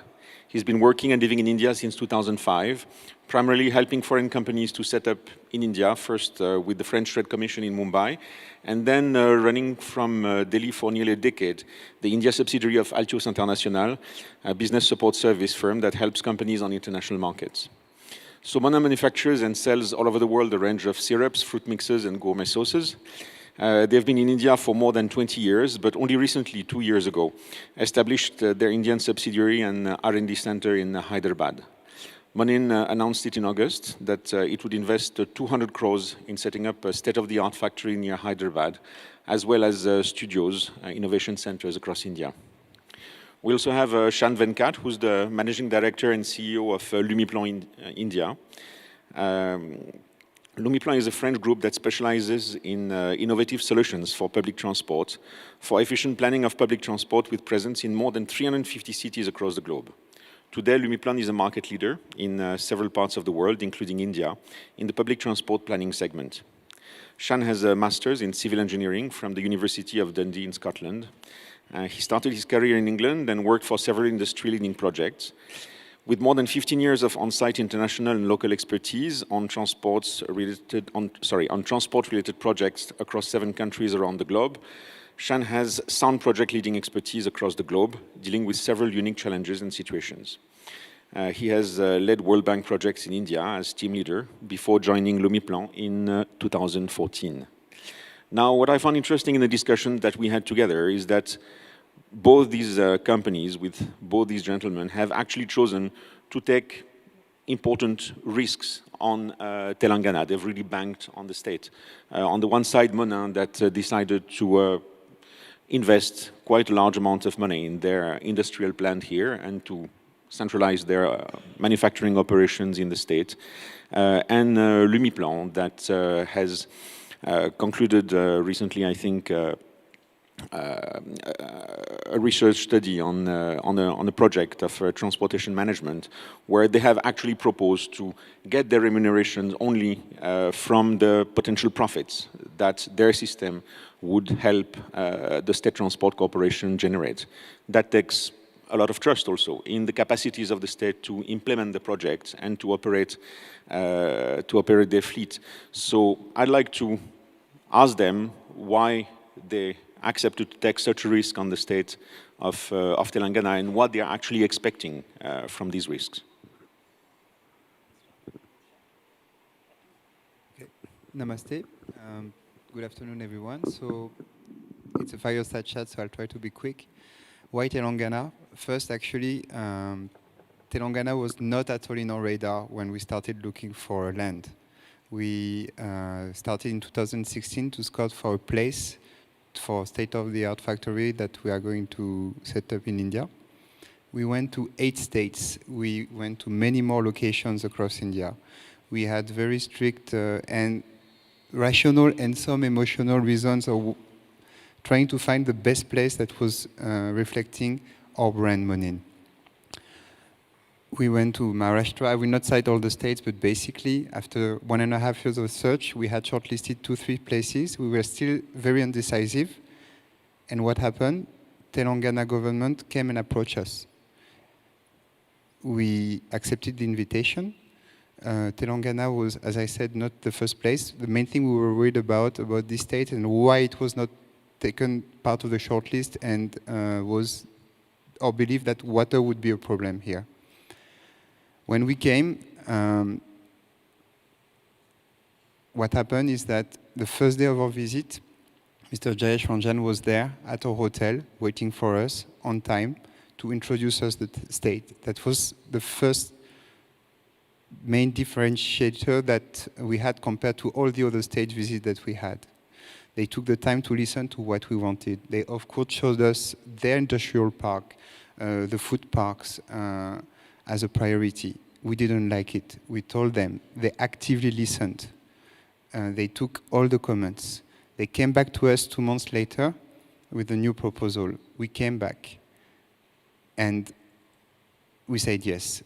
So, I mean, I'm not going to reiterate everything that has been said this afternoon, but as you can see, Hyderabad is a great place for infrastructure. We were looking basically, apart from water quality and quantity, from which we got a reassurance from them and the place that we selected. We wanted to be close to a great cosmopolitan city, great connectivity for domestic and international airport. And there are many, many other things, but since we have little time, I'll pass on the mic to the colleague. So what I'm... sorry, yeah. What I'm understanding, Germain, is that also besides the infrastructure, the attitude of the government to be business friendly and to basically making you feel welcome was also a huge factor in your decision. Correct. I mean, these words, we can repeat them, but they are actually what we experience. It's a proactivity, the fact that they are listening. In the short time we've been here, every time we encountered a problem, Jayesh Ranjan was a phone call away. Their team is following us regularly, so we really feel that we have a stable and energetic government on our side when we are taking this step, which is a big step for a small company like us to invest 200 crores. We believe that we can do it, and we can do it greatly in Hyderabad. Thank you. So, Shan, from what I understand, you didn't just try to sell products to the state of Telangana. You went all in. You proposed to take, I think, 40% or more of the investment in the product, and to be remunerated only on the profits. Thank you, Matthew. Firstly, I would like to thank IFCI as well as the state of Telangana for this platform. And to come back to your question, just a little bit of a legacy. We started this project as a pilot in 2017 with the French government actually supporting the financial perspectives of a pilot with the protocol of the FESIP.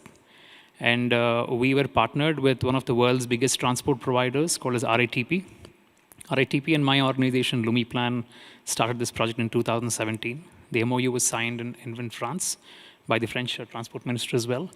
And post that, after our pilot, we did see that there's a huge need to improvise the local transport operations in the state of Telangana.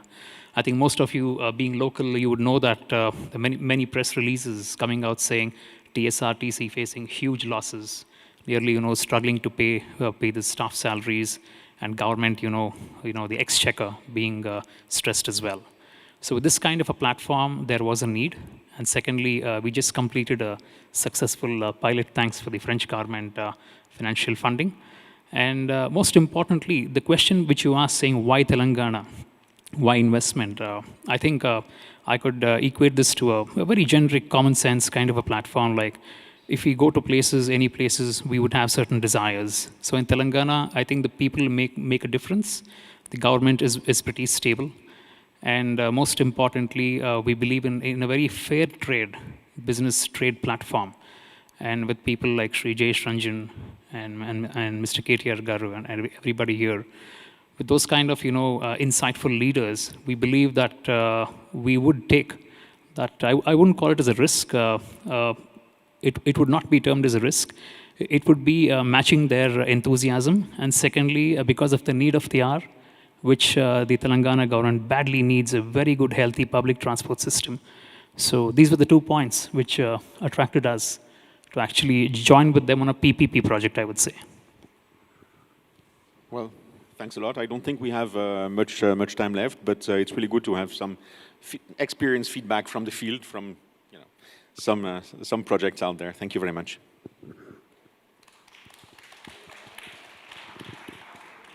Sorry? Oh, we have some more time.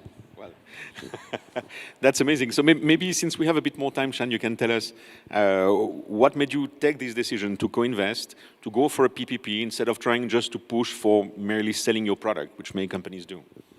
Well, as I said, well, to start off with, Lumiplan is a global MNC, and we are a humble market leader in India. We are based out of Bangalore with our nearest global quarters. And we are present in Bangalore, Delhi, Ahmedabad, Surat, and Hyderabad. There was a strong platform. There was a need because the huge losses being faced by the state as well as city operations. And if any transport expert is present here, they would know that no city operations in India is doing any profits. So in India, there's a bad need for the public transportation needing these innovative IT technologies that we do present. And we've proven our mark across the country. And we recently, this year, we won the MOHUA award for the best innovation in public transport, awarded by Shri Durga Shankar Mishra sir as well. Coming back to Telangana again, in Hyderabad city, we did a pilot for two routes where we could save at least 75,000 rupees per day. And in my understanding, my staff has given me the numbers as TSRTC has 8,750 buses. Now, if we are able to save 75,000 rupees per day for only, something like 120 or 140 buses, I would leave the numbers to your, to your internal calculations. So the need of the hour and the state's request as well, the TSRTC's request, and as I said, the dynamism of the government and an expectation of a fair trade platform. So the dynamism is coming back. That seems to be a constant. That's the expectation. Thank you.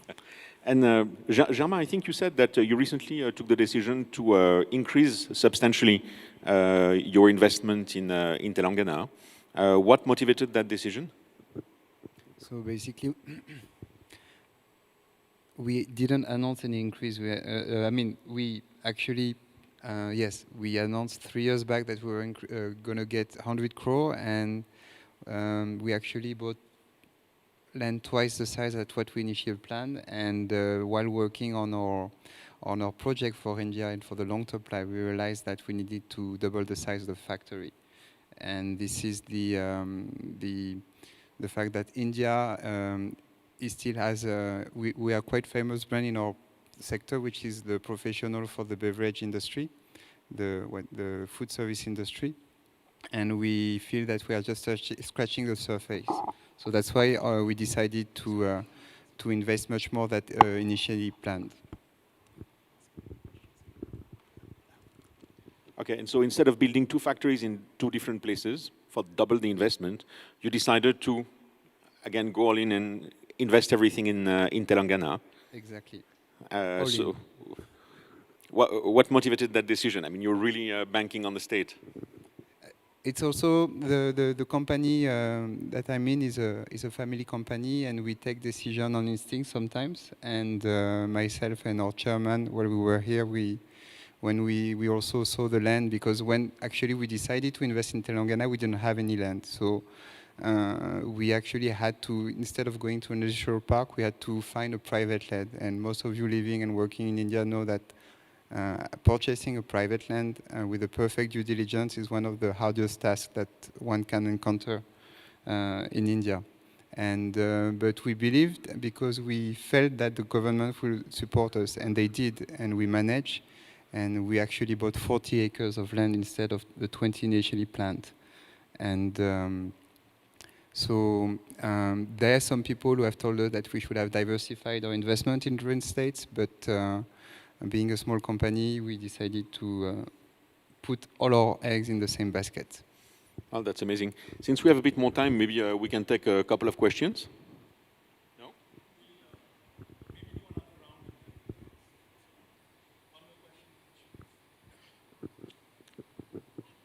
Or question from the, if there's any question?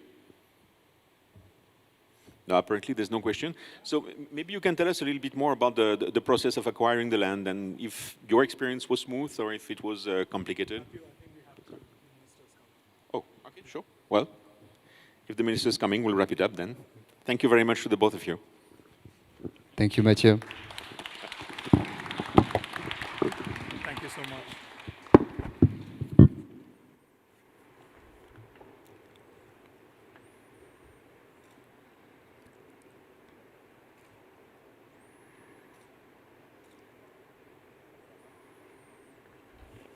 Thank you, Matthew.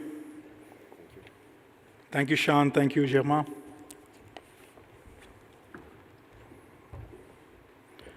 The minister is going to arrive in a minute or so. So I request everyone to be seated.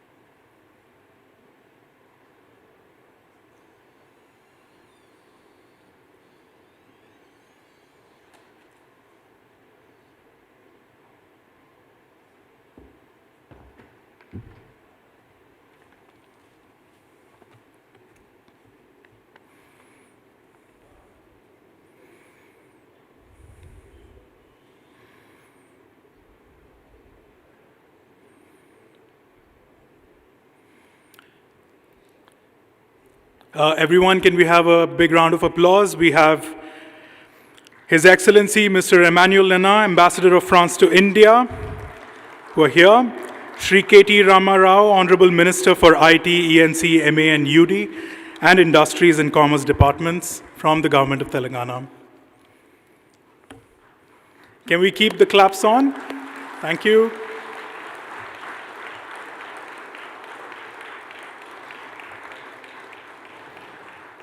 I request everyone to join us on stage along with Mr. Sumit Anand, the President of the Indo-French Chamber of Commerce and Industry, and our Director General, Ms. Payal Kanwar.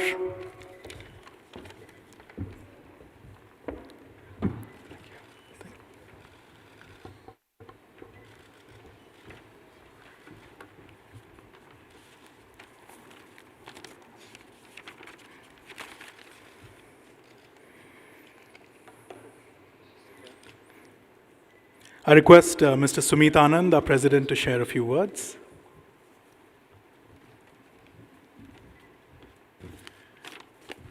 Thank you, Priyank. Good afternoon, everybody. Honorable Minister for IT, ENC, MA, and UND and Industries and Commerce, Government of Telangana, Shri K.T. Rama Rao, His Excellency Ambassador of France to India, Mr. Emmanuel Lena, Shri Jayesh Ranjan, Principal Secretary, Industries and Commerce and IT Department, the new Consul General of France for Telangana, Mr. Thierry Berthelot, our partners from Team France, from the French Embassy in Delhi, Benoit Gauthier, Minister Counselor of the Economic Services Department, Eric Fajol, the Trade Commissioner of France in India, Bruno Ball of the Agence Française de Développement, and my dear friend Jean-Noël Rao, President of the French Trade Advisors Group, CCAF. Ladies and gentlemen, dear members, dear speakers and guests, we are pleased and honored to welcome our distinguished guests to the Indo-French Investment Conclave in Telangana and Hyderabad. Honorable Minister, the Indo-French Chamber of Commerce and Industry is pleased to have chosen Hyderabad as a destination for its first physical conclave in this new COVID-19 reality. This is the 4th edition for us, following previous year's conclaves in Nagpur, Goa, and Chennai, and is part of our Chamber's mission to enable Indo-French companies to explore business opportunities and expand their footprint within India. Along with the Ambassador of France to India, His Excellency Emmanuel Lena, we have led this delegation of over 200 participants and about 80 companies. We're pleased to see that some French companies have already set up base here in the last many years, such as Sanofi, Safran, Man & Fils, Keolis, and of course the great partnership that we're all very proud of between the Airport de Paris and GMR. Some of these companies welcomed our members today for site visits this morning to understand their operations and their experience in Telangana. Our panel discussions focused on why they're very successful in operating in Telangana, on the new opportunities that they see here, particularly in the sector of aerospace and defense. And we also had a fireside chat with mid-sized French companies who are looking to expand their business in Telangana. Honorable Minister, the Indo-French relationship is thriving both politically and economically. As I often say, the political and strategic relationship is so good, and the good news is that business relationships are catching up. IFCI represents a network of 650 member companies, which includes the top French 100 groups and some of the leading mid-sized groups as well. An increasing number of our membership is based in South India, and with the recent emergence of Hyderabad.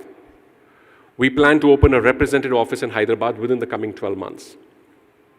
I'm personally excited to be here in Hyderabad. As I mentioned to you earlier, I came here as a young 18-year-old, the first city I visited outside Bombay at that time, discovered the old Hyderabadi culture, cuisine. I came back here in 2005 and made some close friends here, actually in this convention center when it had been inaugurated, and saw the emergence of the modern Hyderabad. And obviously I was sad to see Hyderabad go through a few difficult years in between. But congratulations to you, your dear father, and to your government for the reforms and the progress you've achieved in the last 7 years to make Telangana one of the best states in India. Today is just a start for us as the Chamber. I can assure you that we will bring more of our members here in the coming period.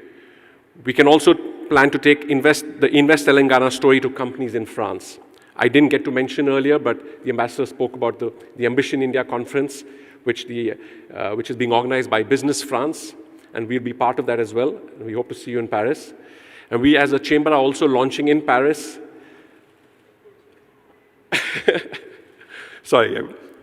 We're also launching in Paris a business club in France so that we can play a role to help our Indian investors in France, as well as to encourage more French companies to come to India and to come to Telangana. To conclude, I thank you for your support to this conclave and to spending time with us today. A warm thanks to His Excellency Ambassador Lena for his support to this conclave, his visit, and to the Indo-French Chamber. And on behalf of all of us here, I'd like to thank our IFCI team, as dynamic as always, Johan, Priyank, Ananya, our pillars from Delhi and Bombay who are here, Bruno and Rishika, under the strong, dynamic leadership of our Director General, Mrs. Payal Kanwar. Thank you.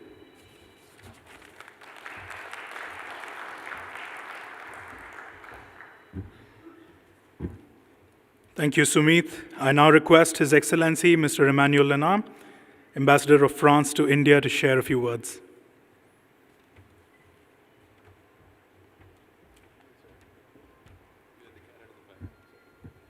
Thank you very much, Sumit. Mr. Minister, dear friends, it's such a pleasure to see a large assistance like this today for this investment conclave. Delighted that we could make it after COVID, I hope after COVID, but we could make it here. And that's a commitment I made on my last trip before COVID. I met with Minister Katie Rao over lunch, and I discovered one of the most pro-business leader I've seen in my short professional life. I was impressed by his commitment, and I see also that it's matched by words. Because each time I go to a state, I come with a list of business conflicts, difficulties that your companies are experiencing, litigation or states which are not delivering on their commitment, they're not giving lands or things, so your business cannot grow. I must say that with Telangana, my list is 0, and that's something.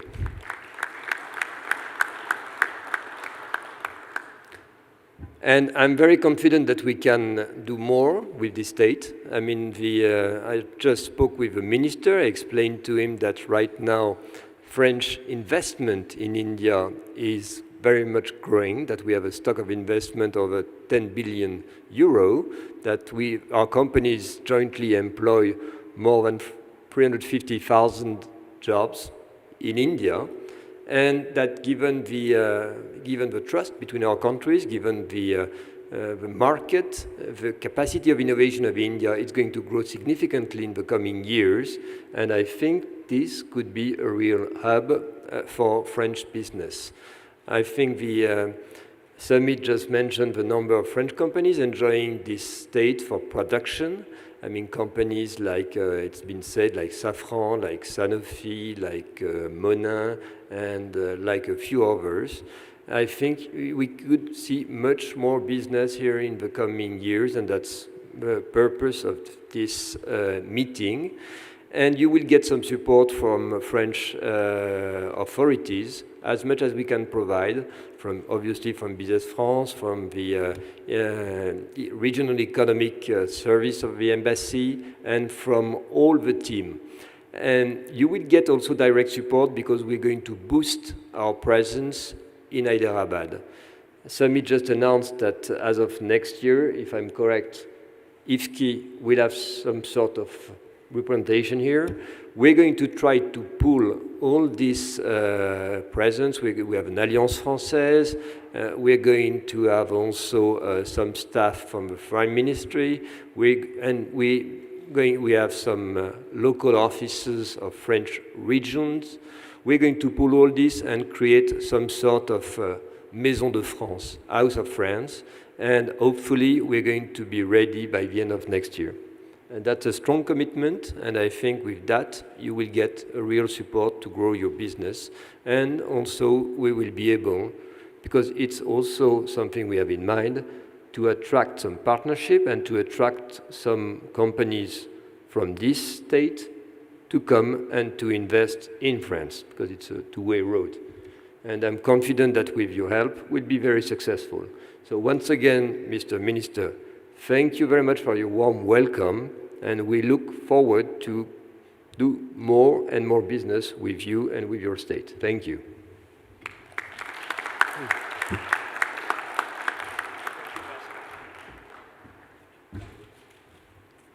Thank you, Your Excellency.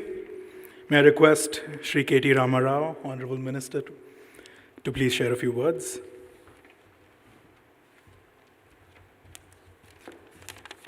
I think I'm going to share more than a few words, so I think you'll have to bear with me. Thank you.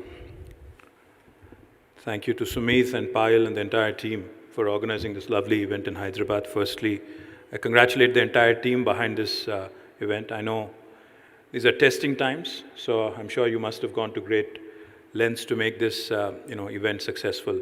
I think you guys deserve a big round of applause to begin with for all your efforts after 18 months, making this event. His Excellency, the Ambassador of France in India, Emmanuel, thank you, sir. You've been kind, you've lived up to your commitment. The last time we met, you had committed to me that you will come back to Hyderabad with a delegation of businessmen and businesswomen who could potentially look at the state with some interest in terms of investment. Thank you very much for keeping your word, and thank you for bringing such a large delegation. To the distinguished gathering, the ladies, gentlemen, I hope you're enjoying not just your meetings here, but also the hospitality of Hyderabad. In fact, I know the French, do not typically like the spicy cuisine, but I can assure you that our Hyderabadi biryani can be made in multiple ways to suit your palate.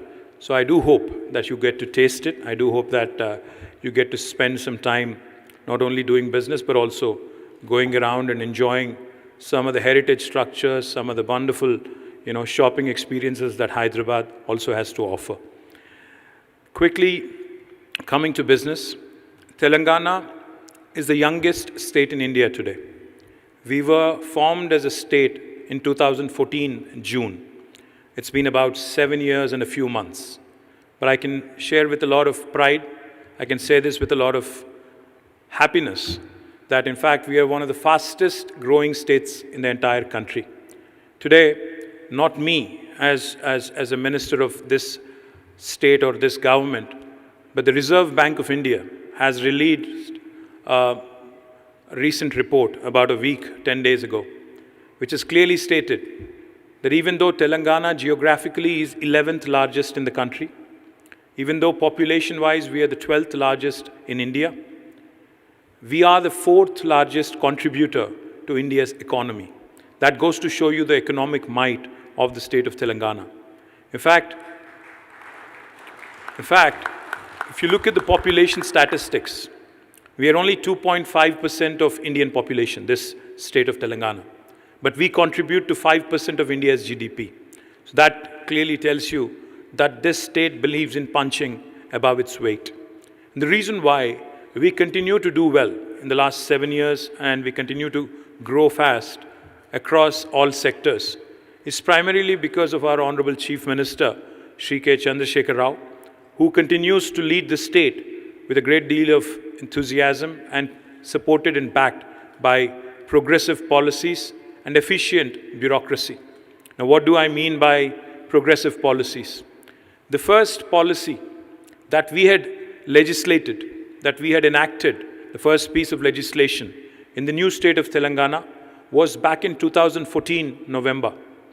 The legislation was called TS-IPAS. TS-IPAS literally stands for the Telangana State Industrial Project Approval Self-Certification System.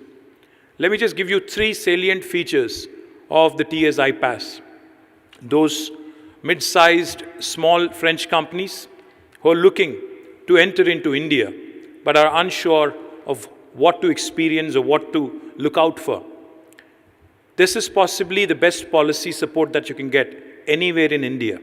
The reason why I say this is because in Telangana, if you want to start the construction of a factory, you do not need to speak to us. You can certify yourself as being in compliance with the law of the land. This is a process called self-certification.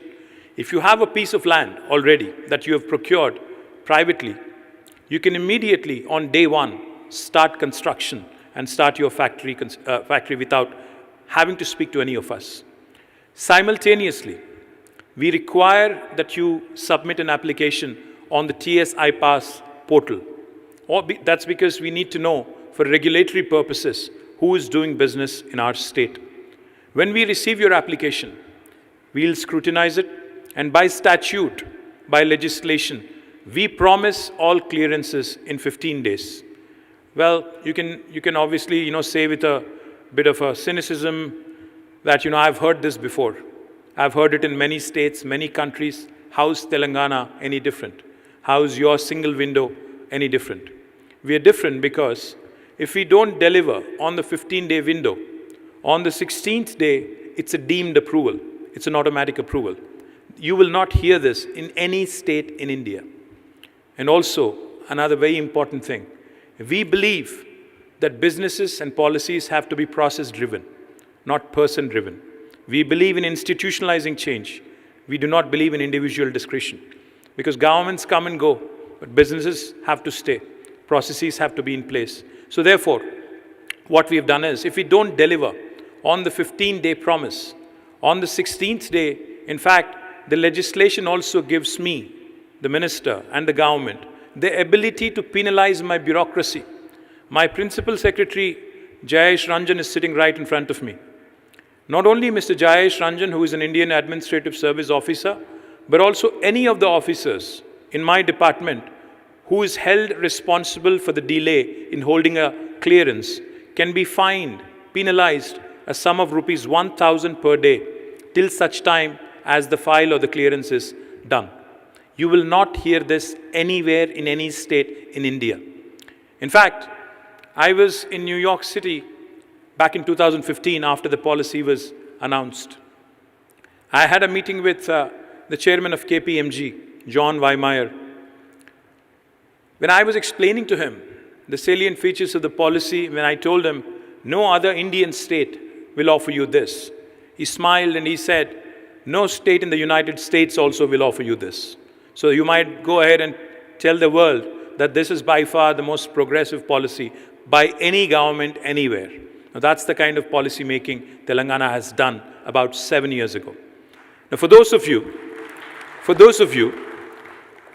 who are thinking, this sounds too good to be true, does it work? Does it actually work? Let me tell you, in the last 7 years, we have given more than 17,302 clearances so far. And we've been able to attract more than $32 billion of investment into our state, have been able to create 1.6 million direct jobs in the private sector, and at least 2 times that indirectly. And more than 80% of these investments that have been cleared have actually materialized, are operationalized, and have already begun to work and deliver. Let me also share with you a couple of other things, couple of other strengths of Telangana, not only policy. Let me also tell you one thing. When you look at India as a country, when you want to invest in India, when you want to enter India, please do not look at us through the prism of New Delhi or Bombay alone. Because India is a very heterogeneous country. India is a very diverse country. As far as foreign direct investments go, the overall policy making with respect to foreign investments is vested with Government of India. But everything else that you require, land, power, water, human resources, incentives, everything else is vested with the state governments in this federal structure. So each state in India will be different. Not every state in India is the same.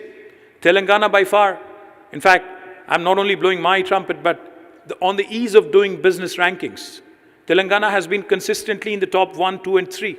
The reason being, our policy works. Our policy, in fact, is extremely attractive and it delivers. When you look at India only through the prism of New Delhi or Bombay, and if you look at India as one country, I request you to engage with the states directly, because India is more like Europe. Each state is very, very different. Everything changes every 150 kilometers in India. The language, the culture, the cuisine, everything changes. My principal secretary, Jayesh Ranjan here, like I said, he's been in Telangana for the last 30 plus years. But the language Jayesh speaks at home versus the language I speak at home are as different from each other as are English and French. So that's how diverse a country India is. For those of you who are wanting to understand how heterogeneous, how complex India is. If you only look at India through the prism of Government of India, then you would be thinking, this is one country, therefore one philosophy, one experience, and that's it. But that's not how it works. Each state is different. My policy, the TS IPAS that I mentioned, also gives me the flexibility to actually tailor-make incentives to strategically important investors. Now, what do I mean strategically important investors?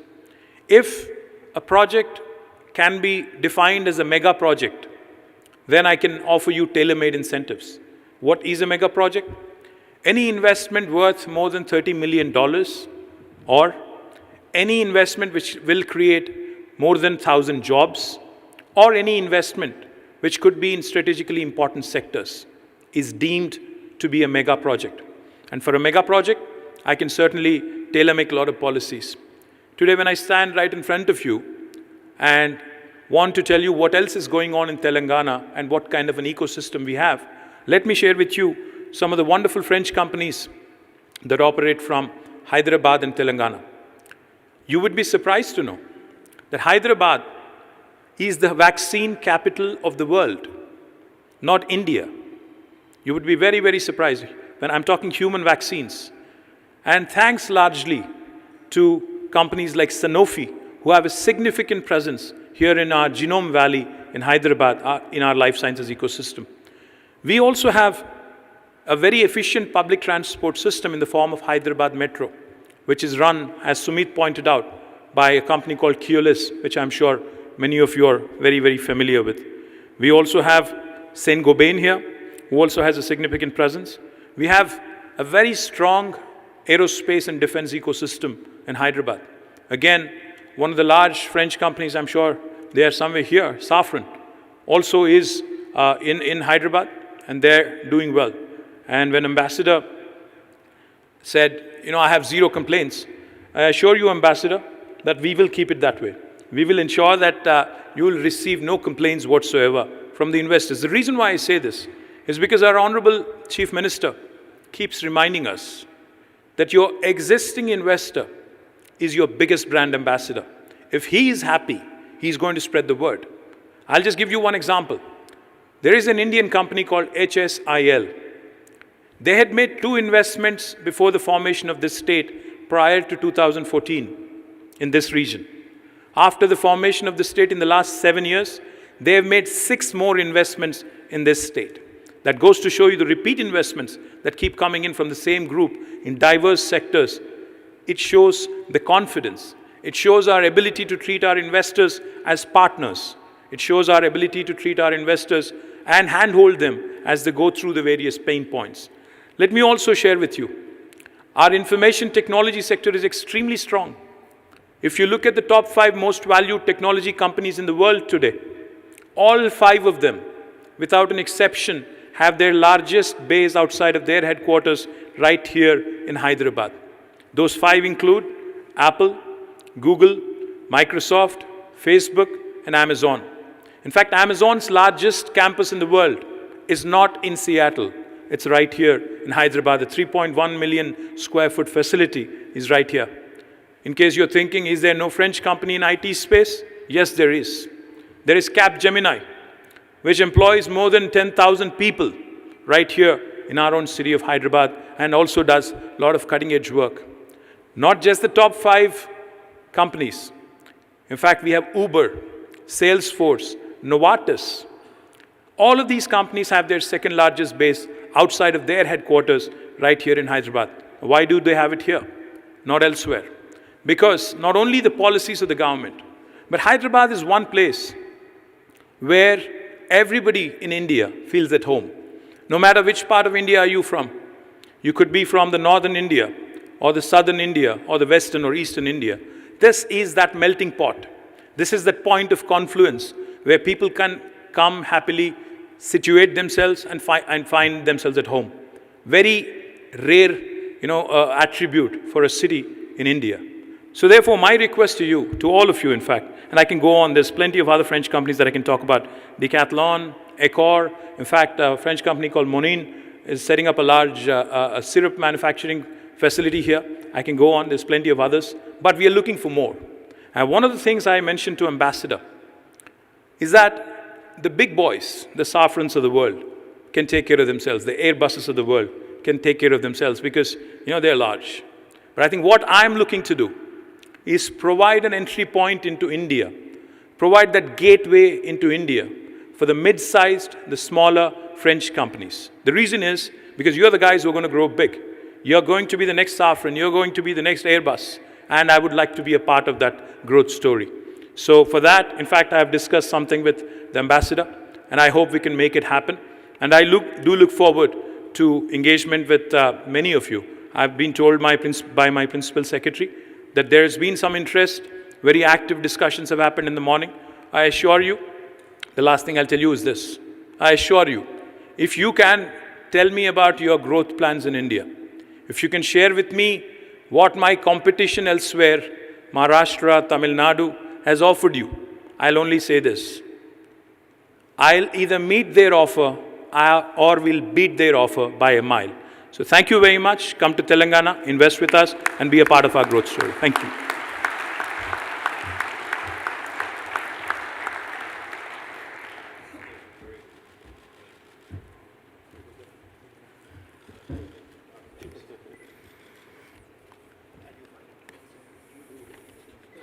Thank you so much, Honorable Minister. I'd like to invite now on the podium Ms. Payal S. Kanwar, Director General IFFCI, for the closing remarks.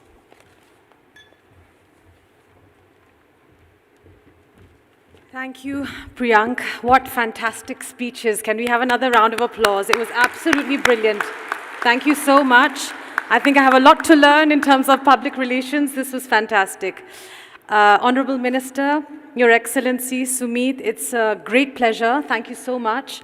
I think I'd like to start by saying that, with our team, with Priyank and Johan, when we started putting this event together about 3 months ago, along with the French foreign trade advisors, we said to ourselves, we're not completely out of COVID. How do we organize this? Let's maybe cap the numbers. So we wanted to cap the numbers at 50, but as time went along, it became 80, 100, 150, and today we are more than 200 participants. So I'd really like to start by thanking all of you for hopping on a flight and coming along with us to Hyderabad, to Telangana. So a round of applause to our fantastic audience and guests. Thank you very much for being here with us. I think secondly, it's been an absolutely amazing day, excellent discussions. It was absolutely brilliant. Thank you, Priyank, also for being an excellent MC. Maybe I could just quickly recap what we've done today. We had a few opening sessions earlier in the morning where we had a presentation by Mr. Bodanapu, who is the CEO of Cyient. We had Mr. Jayesh Ranjan, who had obviously explained the benefits of setting up in Telangana. We had a case study by Antoine Crombet, who is the Deputy CEO of GMR Airports, and he talked about the strong partnership with Paris Airports with ADP.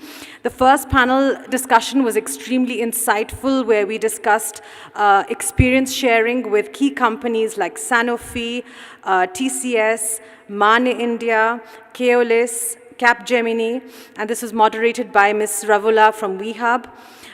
We also had a second panel discussion on the defense and aerospace sector, again, a very key and strategic sector for France and India, where we had a great conversation with GMR Airports, Safran, the government of Telangana, the Asia Pacific Flight Training Academy, and MBDA Systems. We also had a presentation on French Fab by Eric Fajol, and I must congratulate him and his team for a fantastic video, which we are going to share all over our social media. We're very proud to have the French industry represented so well. And then, of course, we had a fireside chat, yes, with Lumiplan and Mon in India. So you mentioned that they're, increasing their investments. So all of the key players really were here today, and we are so happy with the outcome. And last but not least, two aspects in terms of my vote of thanks. I'd like to thank our team. So Johan, you deserve a massive round of applause. Johan, Priyank, Ananya. Bruno has come from Bombay, Rishika. Thank you so much to our team, without whom none of this is possible. And of course, we'd like to thank all of our sponsors. You can see them here, our state partner, Government of Telangana. Thank you so much, Mr. Ranjan, Honorable Minister. It's been such a pleasure working alongside you since the past month. You've been so accessible. You readily gave us your number on WhatsApp. We've been exchanging with you every day. It's very rare that we have such a forthcoming government authorities. It's been an extreme pleasure. I'd also like to thank the Team France in India, of course, the French Embassy, Business France, AFD, CCEF. I'd like to thank our platinum sponsors, Sanofi, GMR Airports Limited, gold sponsors, expat partners. Thank you so much, Rohan. Silver sponsors, Mona, Expleo, Man, Esigelec, and of course our hospitality partners, Novotel, what a fantastic space, and our beverage partners, very important, Pernod Ricard. So thank you very much, and back to you, Priyank.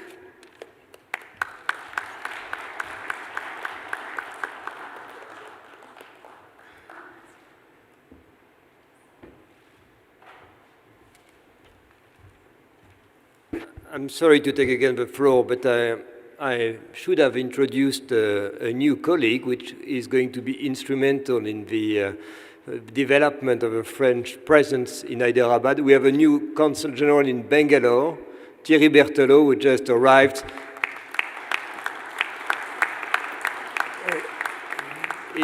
He's an outstanding professional. He's been here for 3 weeks and already twice. That's his second time in Hyderabad.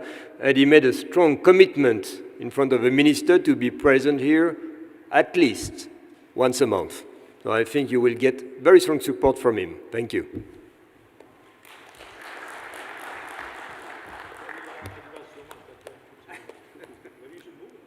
Thank you, Your Excellency. May I invite the new CG, Mr. Ranjan, for a quick picture with everyone.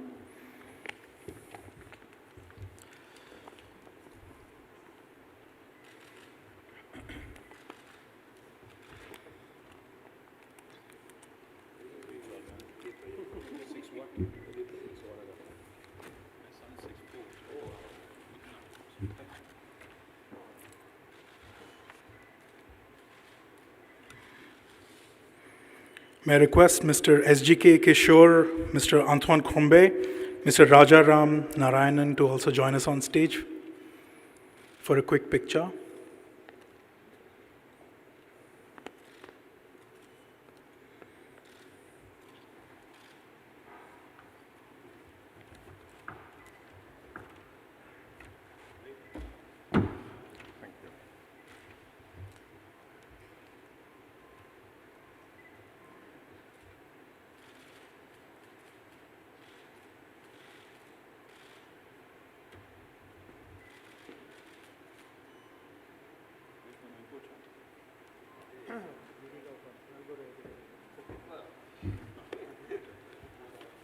Thank you, everyone.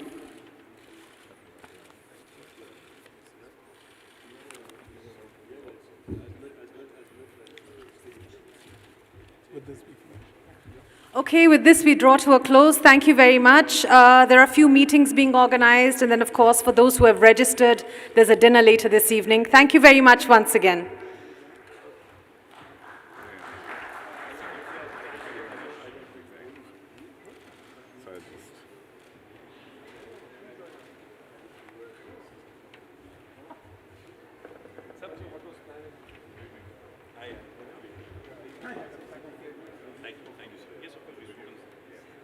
Good seeing you. Cheers.